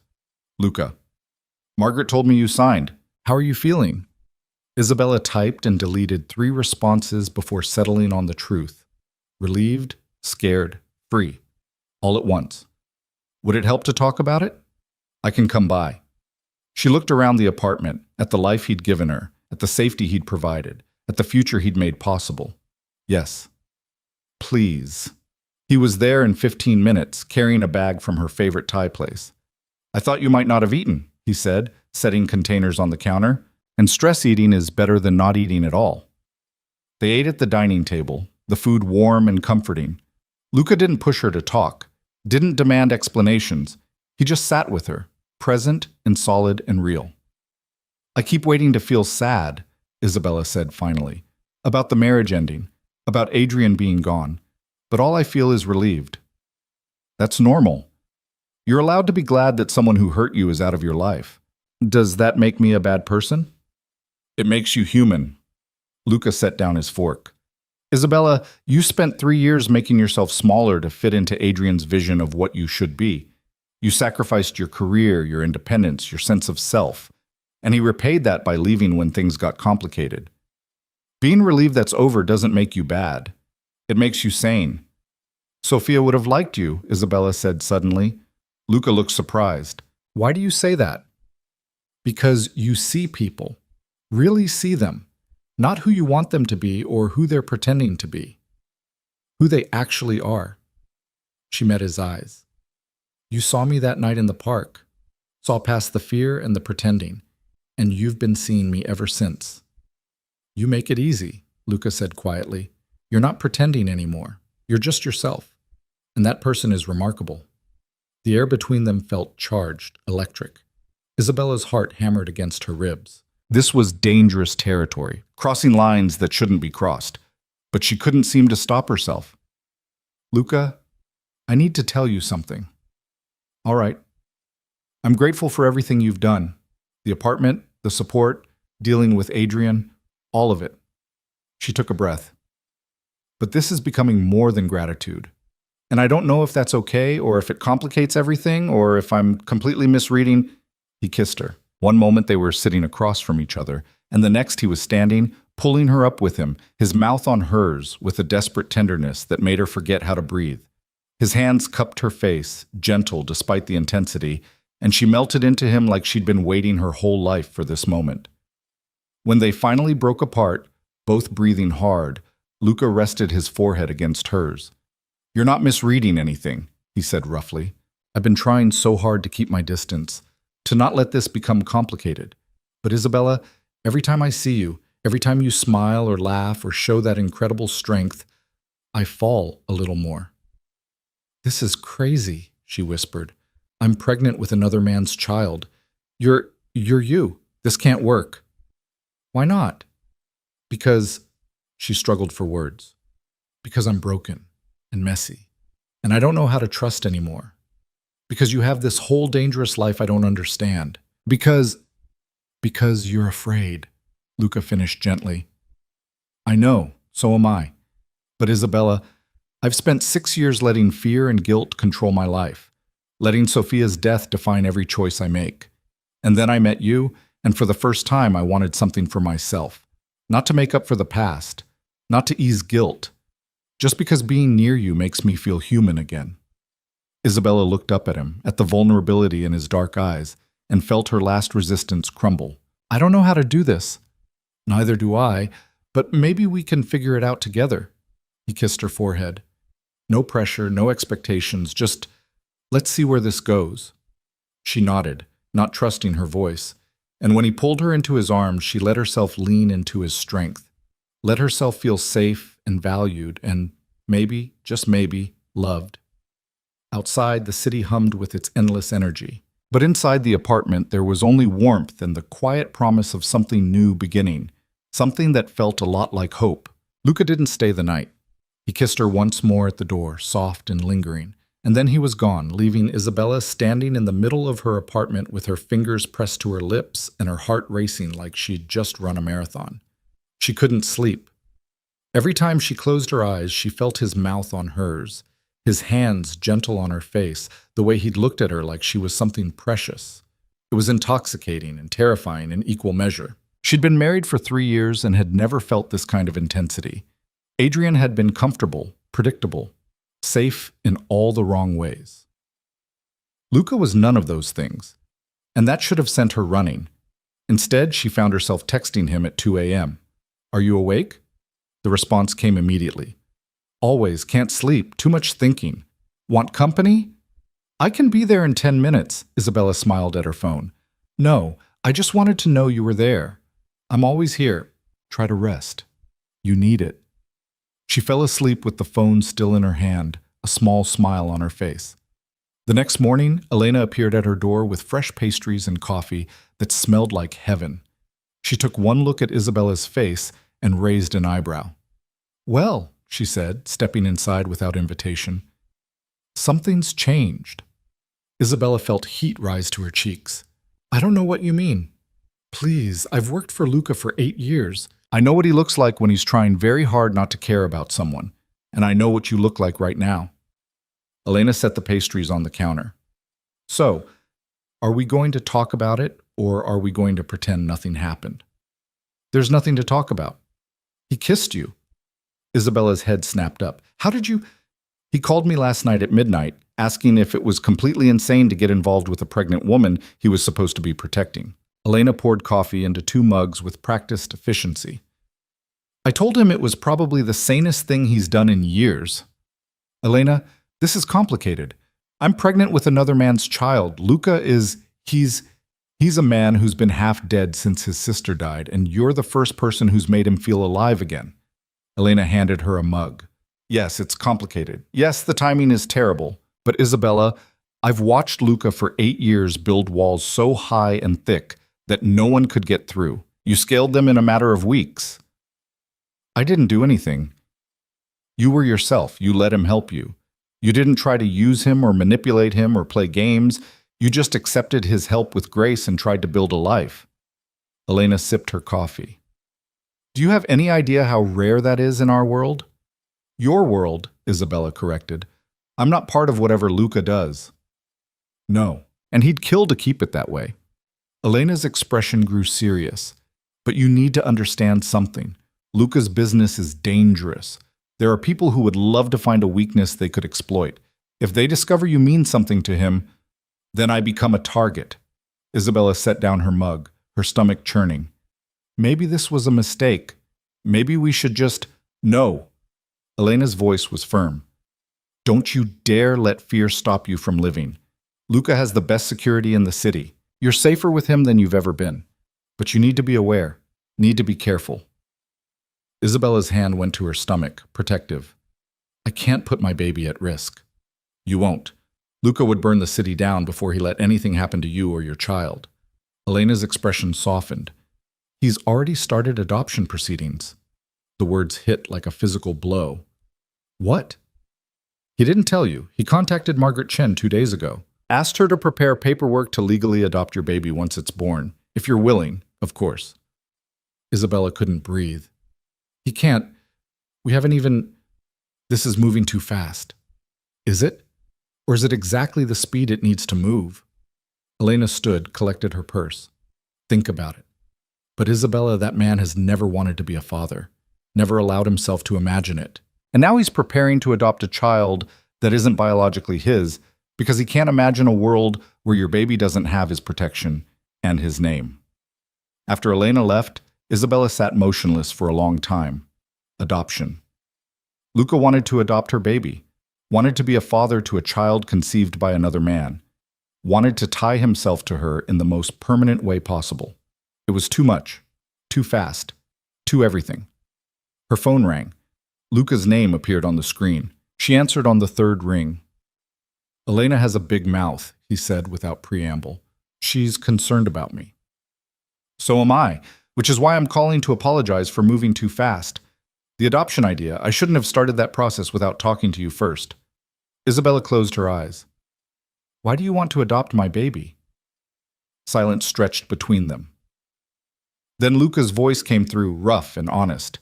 Because that child deserves a father, a real one, not someone who abandoned them before they were even born.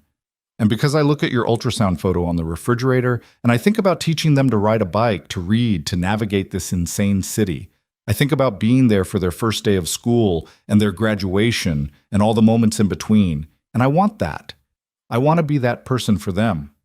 You barely know me. I know enough. I know you're strong and brave and you make terrible coffee, but excellent pasta. I know you read mystery novels and hate mornings, and you cry during commercials about dogs. I know you've been hurt and you're trying so hard to rebuild your life. And I know that when I'm with you, I don't feel like I'm just existing anymore. I feel like I'm actually living. Tears streamed down Isabella's face. This is crazy, Luca. Completely insane, he agreed. But I meant what I said last night. No pressure, no expectations. If you're not ready for this, for any of this, I'll back off. The apartment is still yours. The support is still there. But Isabella, I need you to know that I'm all in, completely. Whenever you're ready. What if I'm never ready? Then I'll wait. His voice was steady, certain. However long it takes. Isabella wiped her eyes with the back of her hand. I have a doctor's appointment next week. The anatomy scan. They can tell if it's a boy or girl. Would you like me to come with you? The question was careful, giving her space to say no. But Isabella found herself nodding even though he couldn't see it. Yes, I'd like that very much. Then I'll be there.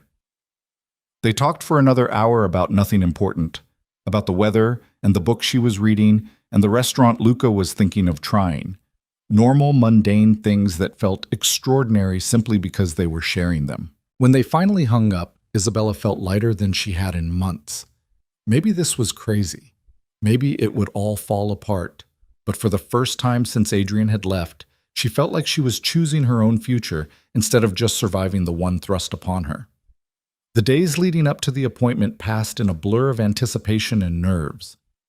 Isabella's bump was pronounced now at 19 weeks, impossible to hide beneath her clothes. She'd gone shopping with Elena for maternity wear and come home with bags full of soft fabrics and expandable waistbands that made her actually look pregnant instead of just bloated. Luca called every evening. Sometimes they talked for hours, sometimes just for a few minutes. But the consistency of it, the reliability, was its own kind of comfort. He was there, solid and present and real. The morning of the appointment, Isabella woke to find a text from him. I'll pick you up at 9:30. Wear comfortable shoes. I have a surprise after the appointment. She was ready at 9:15, dressed in a soft blue maternity dress that Elena had insisted made her eyes look like sapphires. When Luca knocked at 9:25, her heart did that ridiculous fluttering thing it had been doing since their kiss. He looked devastating in dark jeans and a black sweater, his hair slightly mussed as if he'd been running his hands through it. When he saw her, his expression softened into something that made her knees weak. You look beautiful, he said simply. I look pregnant. Yes, and beautiful. He offered his arm. Ready? The drive to Dr. Morrison's office was filled with easy conversation. Luca told her about the restaurant he was renovating in Soho, his plans to turn it into something that served authentic Northern Italian cuisine. Isabella told him about the freelance editing work she'd started taking on, small projects but enough to make her feel productive. In the waiting room, Luca sat beside her, his presence drawing subtle attention from the other patients. He had that quality, the ability to command a room without saying a word. But with Isabella, he was gentle, attentive, asking if she needed water or if she was comfortable. When the nurse called her name, Luca stood with her. "Is it okay if I come in?" Isabella's throat tightened. "Please." Dr. Morrison greeted them warmly and didn't comment on Luca's presence beyond a friendly handshake. The ultrasound began with the usual routine: measurements, checking development, listening to the heartbeat that still made Isabella's breath catch. "Everything looks perfect," Dr. Morrison said. "Growth is right on track. Heart, spine, brain, all developing beautifully." She paused, moving the wand slightly. "Would you like to know the sex?" Isabella looked at Luca. He was staring at the monitor with an expression of wonder that transformed his usually controlled features into something raw and vulnerable. "Yes," Isabella said. "We'd like to know." Dr. Morrison smiled. "Congratulations, you're having a girl." The world stopped. A girl. She was having a daughter. Isabella felt tears stream down her face as she stared at the grainy image on the screen. This tiny person with a heartbeat and fingers and toes and a whole life ahead of her. Luca's hand found hers, squeezed gently. When she looked at him, his eyes were suspiciously bright. "A girl," he whispered. "A beautiful baby girl." Dr. Morrison printed several photos and gave them privacy to compose themselves. When they were alone, Luca pulled Isabella into his arms, careful of her stomach, and just held her. "Thank you," he said quietly, "for letting me be here for this. Thank you for wanting to be here." They stayed like that for a long moment, the ultrasound photos scattered on the examination table, the sound of the baby's heartbeat still echoing in Isabella's ears. In the car afterward, Luca drove through the city with purpose. Isabella watched the buildings slide past, not asking where they were going. She trusted him. The realization hit her with startling clarity. After everything Adrian had done to destroy her trust, she'd somehow found it again with a man who should terrify her but instead made her feel safe. They pulled up in front of a brownstone in the West Village, the kind of building that dripped with old money and careful restoration. Luca helped her out of the car and led her up the steps to a blue door with a brass knocker shaped like a lion. "Where are we?" she asked. "Somewhere I should have shown you weeks ago." He knocked, and the door opened to reveal an older woman with silver hair and kind eyes. "Isabella, this is Maria. She was Sophia's godmother and my mother's best friend. Maria, this is Isabella Moreno." Maria's smile was warm as she ushered them inside. The brownstone was gorgeous. Exposed brick, vintage furniture, and family photos covering every surface. Maria led them to a sun-filled living room and gestured for them to sit. "Luca told me about you," Maria said, her accent thick with Italian vowels. "About the baby. I'm so happy for you both." "We're not," Isabella started, but Maria waved her off. "You will be. I see how he looks at you. The same way his father looked at his mother before the anger took him." She patted Luca's hand affectionately. "Now, I have something for you." She disappeared into another room and returned carrying a wooden box worn smooth with age. She set it on the coffee table and opened it carefully. Inside were baby clothes. Tiny, delicate garments hand-sewn with obvious love. There were blankets and booties and a christening gown so beautiful it took Isabella's breath away.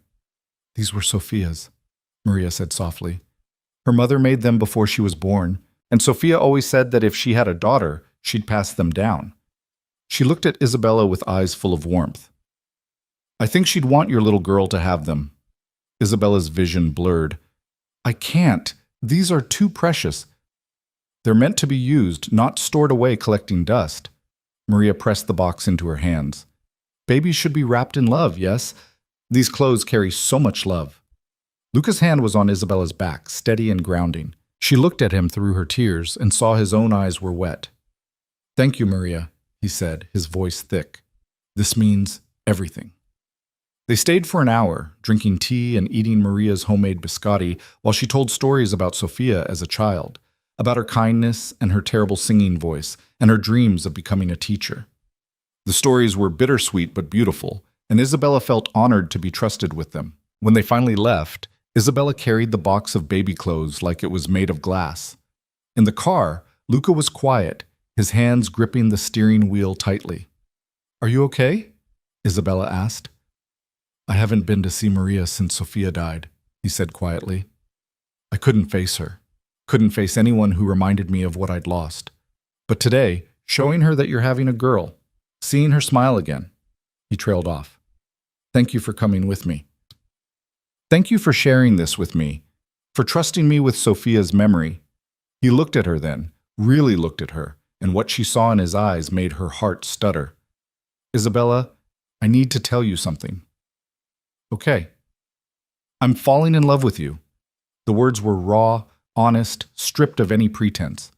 I've been fighting it since that night in the park, telling myself it was just guilt or obligation or the need to fix what happened with Sophia. But it's not.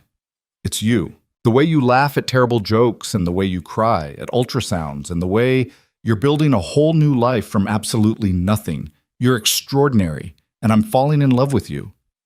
Isabella couldn't speak, couldn't breathe. All she could do was stare at this man who'd saved her in so many ways, who'd given her safety and support, and now his heart. You don't have to say anything, Luca continued. I'm not asking for a response or putting pressure on you.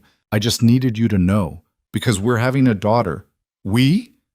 The word escaped before she could stop it. If you'll let me.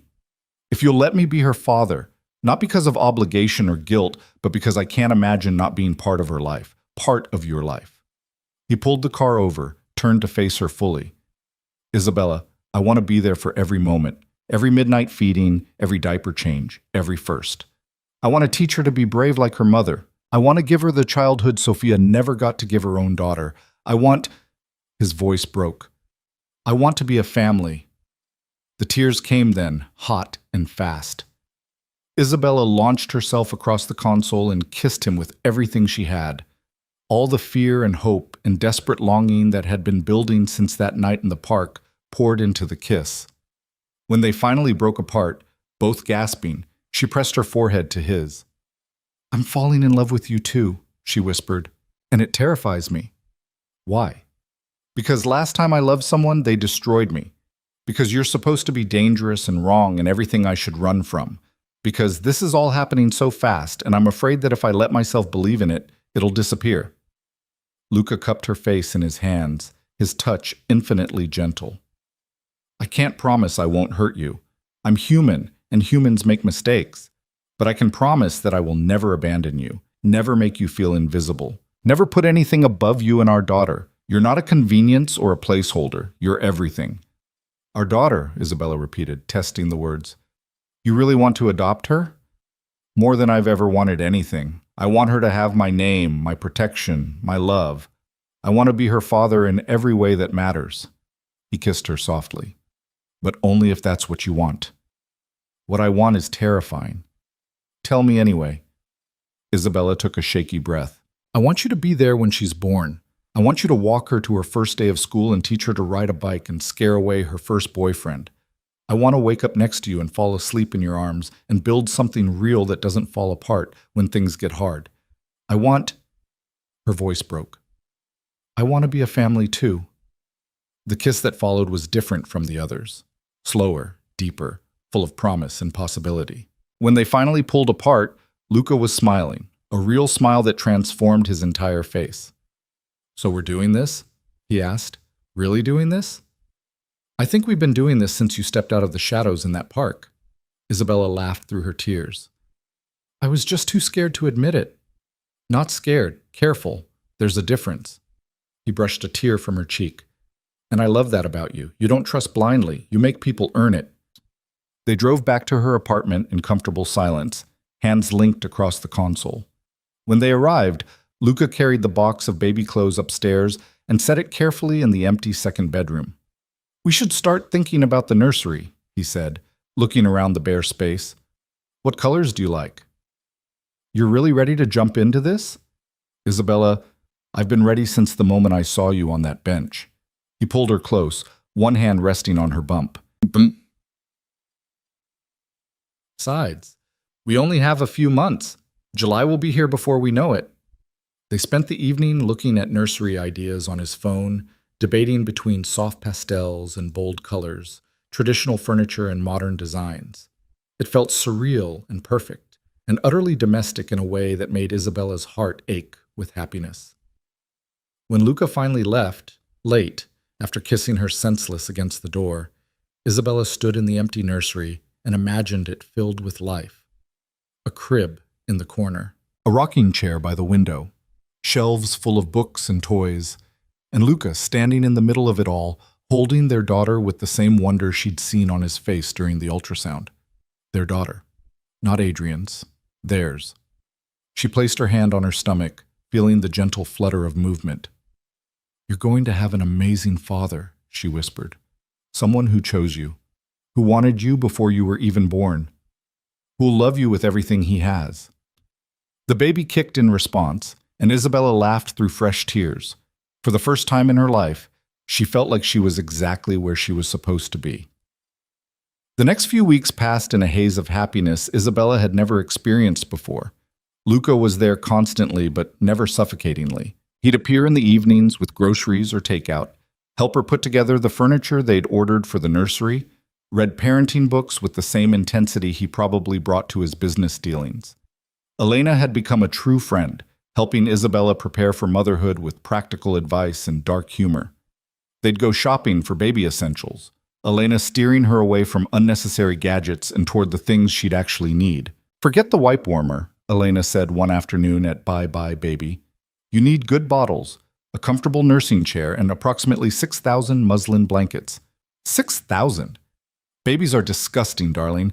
They leak from every orifice at the most inconvenient times. You can never have too many muslin blankets. Isabella laughed, the sound coming easier these days. She felt lighter, freer, like she'd been carrying a weight for so long she'd forgotten what it felt like to stand up straight. At 25 weeks, her belly was pronounced enough that strangers offered her seats on the subway. She'd started to feel the baby move regularly, rolls and kicks that were getting stronger every day. And every time, her first instinct was to tell Luca. He'd placed his hand on her stomach one evening while they were watching a movie, and the baby had kicked directly into his palm. The expression on his face, pure joy mixed with wonder, was something Isabella would remember for the rest of her life. "She knows me," he'd whispered. "Of course she does. You talk to her every day." It was true. Luca had taken to speaking to Isabella's belly whenever they were together, telling the baby about his day, about the restaurant he was renovating, about the city she'd grow up in. It was adorable and endearing, and made Isabella fall deeper in love with him every single day. The adoption paperwork was filed at 28 weeks. Margaret had prepared everything meticulously, and when Isabella signed her name giving Luca permission to adopt her daughter, it felt like the most natural thing in the world. "It'll be finalized shortly after she's born," Margaret explained.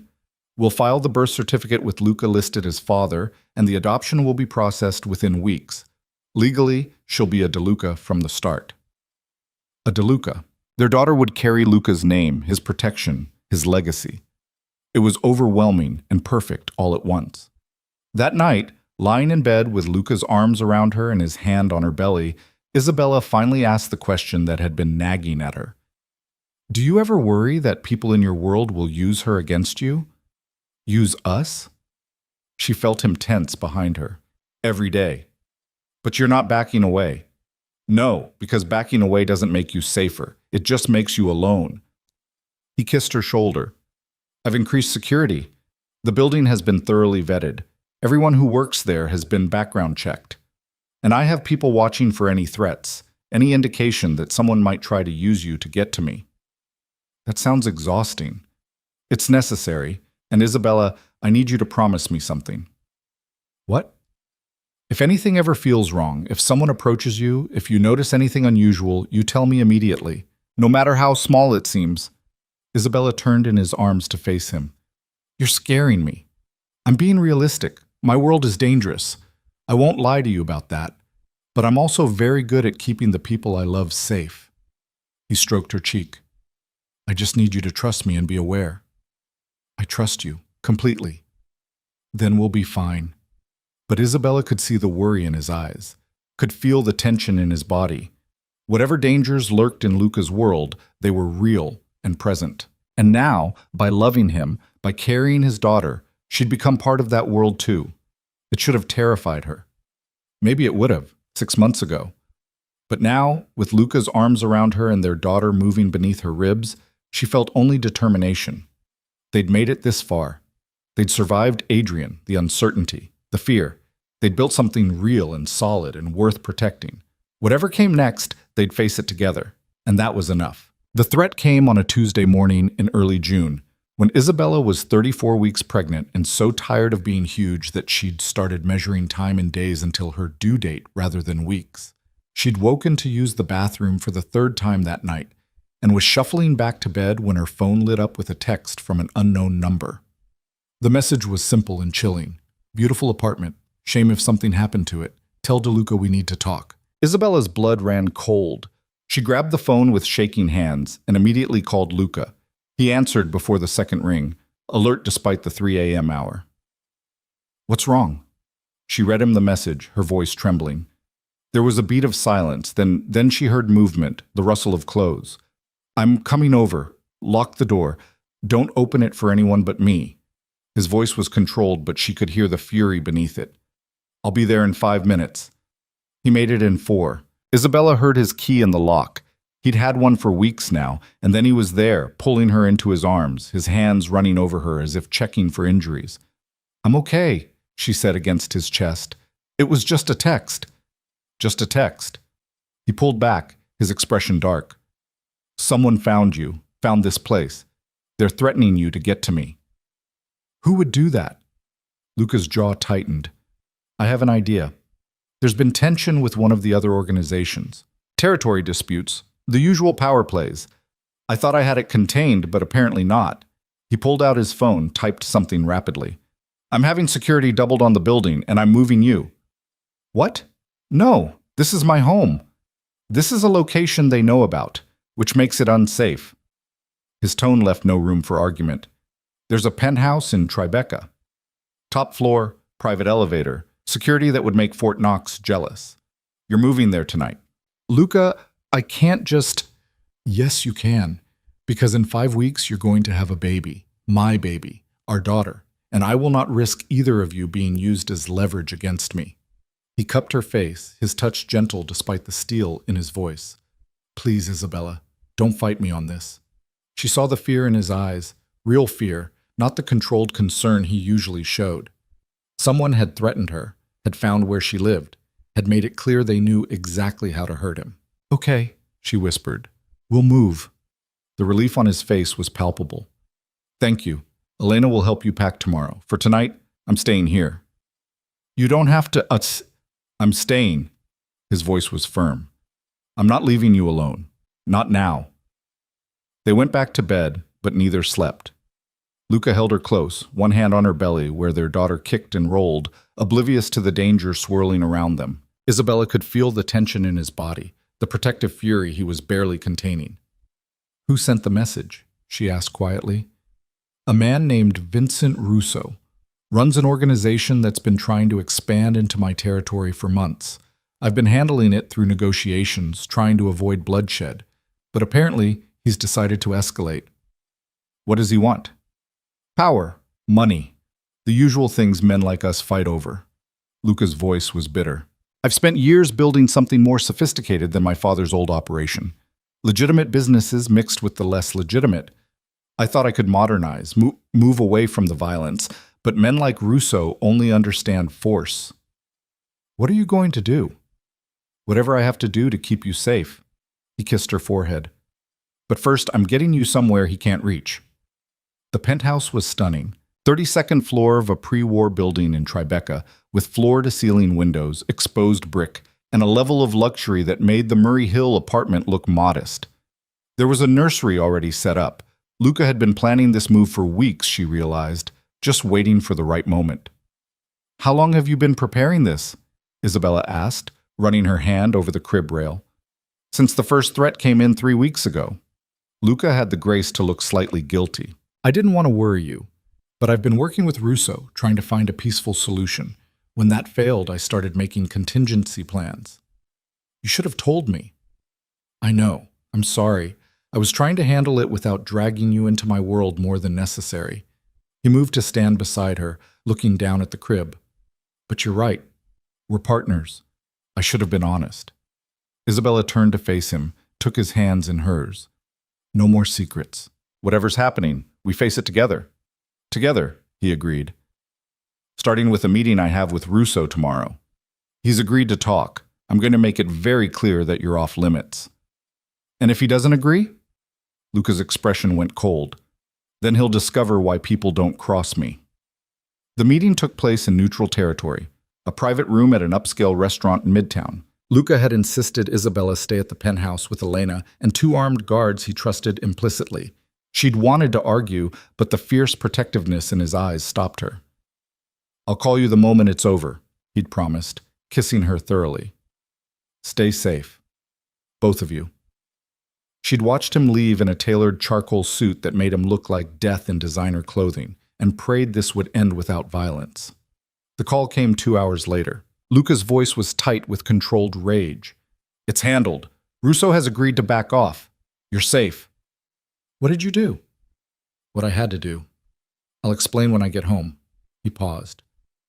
Isabella, there's something else. Adrian resurfaced. Her heart stopped. What? Russo contacted him, offered him money to testify that you're an unfit mother, that you're involved with a criminal, that the baby would be in danger. Adrian agreed. The betrayal shouldn't have surprised her, but it did. He signed away his rights, and apparently regrets it now that there's money involved. Russo was going to use Adrian's testimony to bring child services into this, create a mess that would force me to choose between you and my organization. Luca's voice was ice, but I took care of it. How? I reminded Adrian that his embezzlement is well documented, and I reminded Russo that I have enough evidence of his illegal activities to put him away for 20 years. Luca's tone softened slightly. They've both backed down. You're safe. The baby is safe. It's over. Isabella sank onto the couch, one hand on her massive belly. Just like that? Not quite that simple. There were negotiations, agreements. But yes, it's over. Russo is pulling back to his original territory. Adrian has disappeared. I suspect he's left the city entirely, and you and our daughter are protected. Relief flooded through her so intensely she felt dizzy. When will you be home?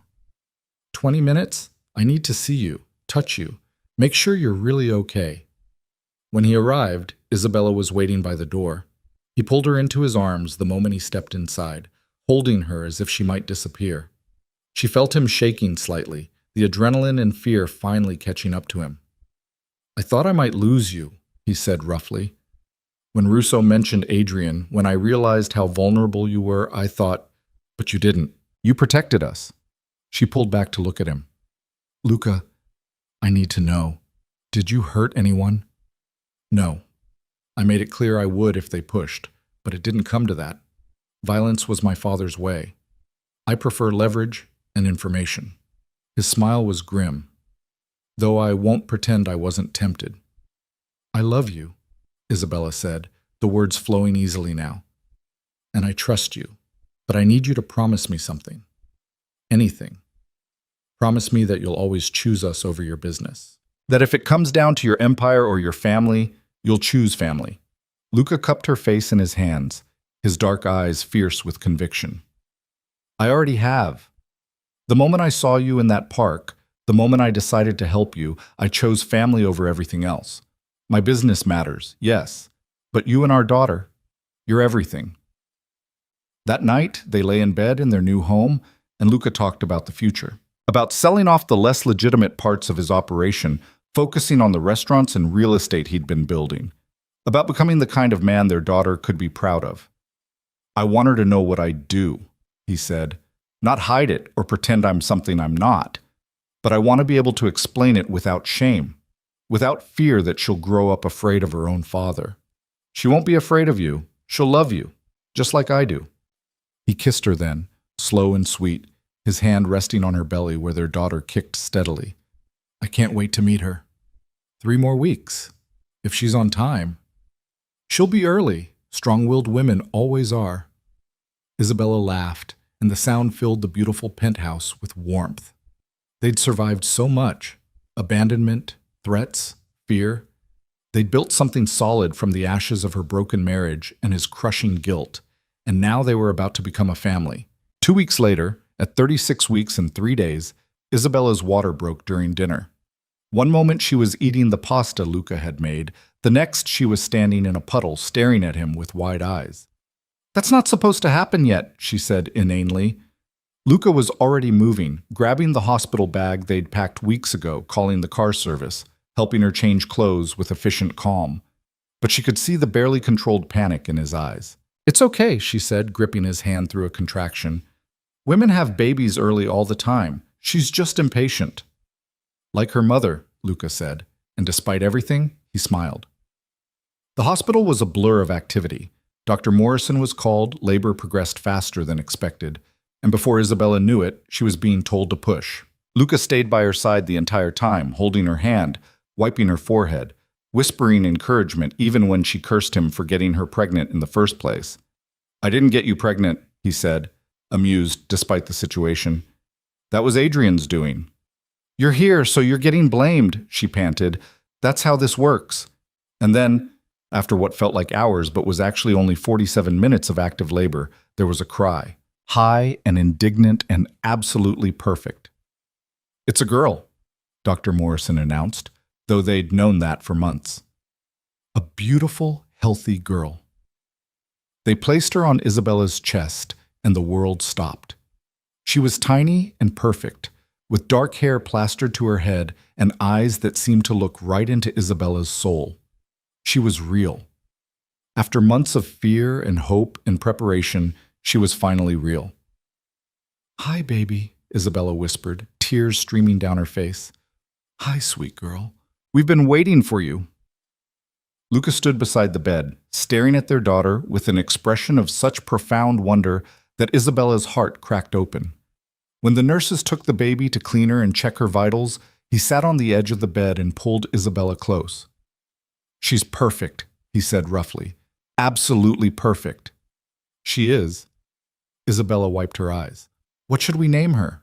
They'd discussed names for weeks but never settled on one. Now, looking at their daughter, pink and healthy and already showing signs of a temper, Isabella knew exactly what felt right. "Sophia," she said. "Sophia, Claire de Luca." Luca's breath caught. "After my sister?" "She brought us together in a way. Your love for her, your grief. It changed you. Made you the man who could see me in that park and decide to help." Isabella touched his face. "Sophia deserves to be remembered, and I think your sister would love knowing her name lives on." "Claire." His voice was thick with emotion. "It means bright, clear, a fresh start." Isabella smiled through her tears.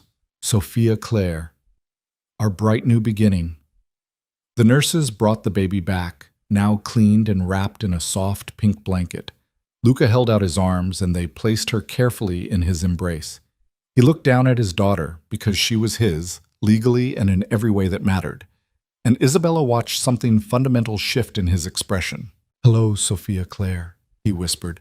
"I'm your papa, and I promise you I will spend every day of my life making sure you're safe and loved and happy. You're my second chance, my redemption, my everything." The baby yawned, tiny and perfect, and Luca laughed through his tears. Isabella had never seen anything more beautiful. They stayed in the hospital for 2 days, learning how to feed and change and soothe a newborn who had very strong opinions about everything. Luca barely left their side, sleeping in the uncomfortable chair by Isabella's bed, jumping up at every sound Sophia made. Elena visited with flowers and impractical baby clothes that were too expensive and too beautiful not to use. Maria came with more of Sophia's baby things and blessed the baby with prayers in Italian that made Luca's eyes shine with tears. And Margaret arrived with paperwork, the birth certificate listing Luca de Luca as father, and the finalized adoption papers that would make it official. "Sign here," Margaret said, professional as always, but with a smile that suggested she was genuinely happy for them. "And here. And congratulations. As of this moment, Sophia Claire de Luca is legally your daughter." Luca signed his name with a hand that trembled slightly. When it was done, he looked at Isabella with so much love it took her breath away. "We're a family," he said simply.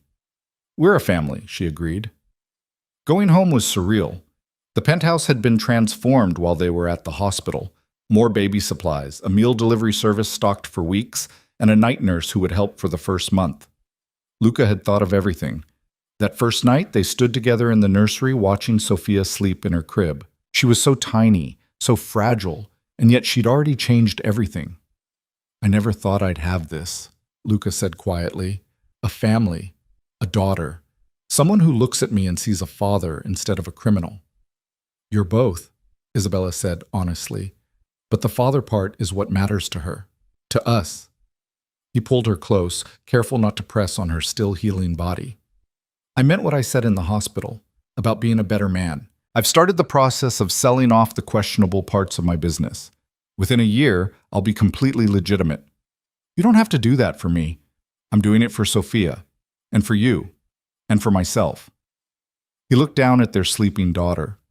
"I want to be someone she can be proud of, someone who doesn't have to hide what he does for a living." Over the next few weeks, they settled into a rhythm. Sleepless nights and constant feedings, learning to read Sophia's different cries, marveling at every tiny change. Luca was a natural father, patient and gentle and completely besotted with his daughter. He'd sit for hours with her on his chest, talking softly in Italian, telling her about the city she'd grow up in and the adventures they'd have together. Isabella watched him transform from the controlled, dangerous man she'd met in the park into someone softer, more open. He still had that edge, that quiet authority. But with Sophia, he was tender in ways that made Isabella fall in love with him all over again. One evening, when Sophia was 6 weeks old and finally sleeping for longer stretches, Luca found Isabella standing at the window, looking out at the city lights. He came up behind her, wrapped his arms around her waist. "What are you thinking about?" he asked. "That night in the park. How completely hopeless everything felt. How I was convinced my life was over." She turned in his arms to face him. "I thought I was sitting there waiting for the world to end. Instead, I was waiting for it to begin." "You saved yourself," Luca said. "I just provided the tools." "No, we saved each other." Isabella kissed him softly. "You gave me safety and support. I gave you a reason to be someone better. We built this together." From the nursery came a small cry. Sophia, waking up hungry. They both smiled, the sound no longer causing panic, but instead a kind of tired acceptance. "Your turn," Isabella said.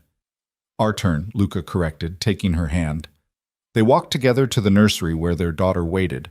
Luca picked her up with practiced ease while Isabella settled into the rocking chair. As Sophia nursed, Luca sat on the floor beside them, his hand on Isabella's knee, watching his family with an expression of complete contentment. This was it, Isabella thought. This was what happiness looked like. Not the fairy tale version with perfect circumstances and easy answers, but the real version, built from struggle and choice and two broken people deciding to be whole together. 6 months later, on a crisp December evening, Luca proposed properly. He took Isabella to the park where they'd first met, to the bench where she'd sat alone and terrified. Sophia was bundled against the cold in Luca's arms, watching the world with curious dark eyes that matched her father's. "I've been thinking about this moment since the night I met you," Luca said, setting Sophia carefully in her stroller before getting down on one knee. "I've tried 100 times to find the right words, something that would capture what you mean to me, what you've given me. But every time I come back to something simple." He pulled out a ring, vintage, with a center stone that caught the streetlight and sparkled like captured fire. "This was my mother's. The one thing she left behind that my father didn't destroy. I've kept it for years, never imagining I'd have someone to give it to, but Isabella, you've given me everything. A family, a purpose, a future worth building. Will you marry me?" Isabella looked at this man who'd saved her when she was broken, who'd chosen her and her child when he could have walked away, who'd built a life with her from absolutely nothing. Then she looked at their daughter, perfect and healthy, and loved beyond measure. "Yes," she said, laughing and crying at the same time. "Yes, absolutely yes." The ring fit perfectly. Luca stood and kissed her as if they were the only two people in the city, as if the park bench held only good memories now. Sophia made a happy noise from her stroller, and they broke apart laughing. "She approves," Luca said. "Of course she does. She's smart like her mother." They walked through the park together, a family now in every sense that mattered. Luca pushed the stroller while Isabella held his other hand, and they talked about the future, about the wedding they'd planned for spring, About the restaurant Luca was opening that would be completely legitimate, funded entirely by clean money. About the editing business Isabella had been building from home. About giving Sophia siblings someday, when they were ready. About all the beautiful, ordinary things that made up a life. When they got home, Elena was waiting with champagne and sparkling cider. She'd known about the proposal, had helped Luca plan it, and her delight was genuine. "Welcome to the family officially," she said, hugging Isabella. "Though really, you've been family since the moment Luca called me at midnight asking if he was insane for wanting to help you." "And what did you tell him?" Isabella asked. "That he was completely insane, and that he should do it anyway." Elena smiled. "Best advice I ever gave." That night, after Sophia was asleep and Elena had gone home, Isabella and Luca stood in their bedroom and looked at the ring on her finger, at the life they'd built, at the future stretching out before them. "Do you ever regret it?" Isabella asked. "Taking on a pregnant stranger with more problems than solutions?" "Every single day," Luca said, and when she looked at him in shock, he grinned. "I regret that I didn't find you sooner, that you had to go through everything with Adrian alone, that it took me 35 years to discover what actually matters in life." "And what's that?" "This." He gestured to the apartment, to the nursery where their daughter slept. "Family, love, building something that lasts beyond money and power. You taught me that. You and Sophia." Isabella pulled him close, buried her face in his chest. "I love you. So much it scares me sometimes." "Good, because I love you just as much, and I plan on spending the rest of my life proving it." They got married in April, in a small ceremony at the restaurant Luca had renovated. Maria cried through the entire thing. Elena served as maid of honor, and Sophia, 9 months old and determined to be the center of attention, babbled happily through the vows. When the officiant pronounced them husband and wife, Luca kissed Isabella like they were the only two people in the world, like every moment of pain and fear had been worth it to arrive at this perfect ending that was really just the beginning. The reception was small and intimate, close friends, and the people who'd helped them build this life. No one from Adrian's world, no one from Luca's old business, just the people who mattered, celebrating love that had been forged in the darkness and emerged stronger for it. Isabella danced with her husband while their daughter slept in Maria's arms, and thought about the pregnancy test that had started everything, the moment of absolute desperation that had led her to a park bench at midnight, the stranger who'd stepped from the shadows and decided she was worth saving. She wasn't saved, though. She'd been seen, and that had made all the difference. Years later, when Sophia was old enough to ask how her parents met, they told her the truth about the park bench and the pregnancy test, about courage and kindness and two broken people choosing to be whole together, about how sometimes the worst moments of our lives are actually doorways to everything we never knew we needed. "So you found each other when you were both sad?" Sophia asked, her dark eyes, so like Luca's, wide with understanding beyond her years. "We found each other when we were both ready to be found," Isabella corrected gently, "and we built something beautiful together." "That's the best kind of love story," Sophia declared with the certainty of a child who'd only ever known security and adoration. "The ones where people choose each other." She was right, of course, because that's exactly what they'd done.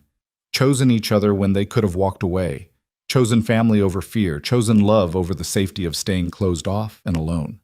And every day, they chose it again. That night, after Sophia was asleep and the house was quiet, Luca found Isabella standing at the window of their bedroom, a different apartment now, a townhouse in Brooklyn they'd bought together, with a backyard for Sophia to play in and room to grow. "What are you thinking about?" he asked, pulling her back against his chest. "Everything, nothing. How impossibly lucky I am." "We are," he corrected. "We're impossibly lucky, both of us." Isabella turned in his arms, looked up at the man who'd seen her when she was invisible, who'd given her safety when she was drowning, who'd chosen her and their daughter and the messy, beautiful reality of family over everything else. "I love you," she said simply. "I love you too. Always." Outside, the city hummed with its endless energy, but inside there was only warmth and love and the quiet certainty that they were exactly where they were meant to be, together, chosen, home.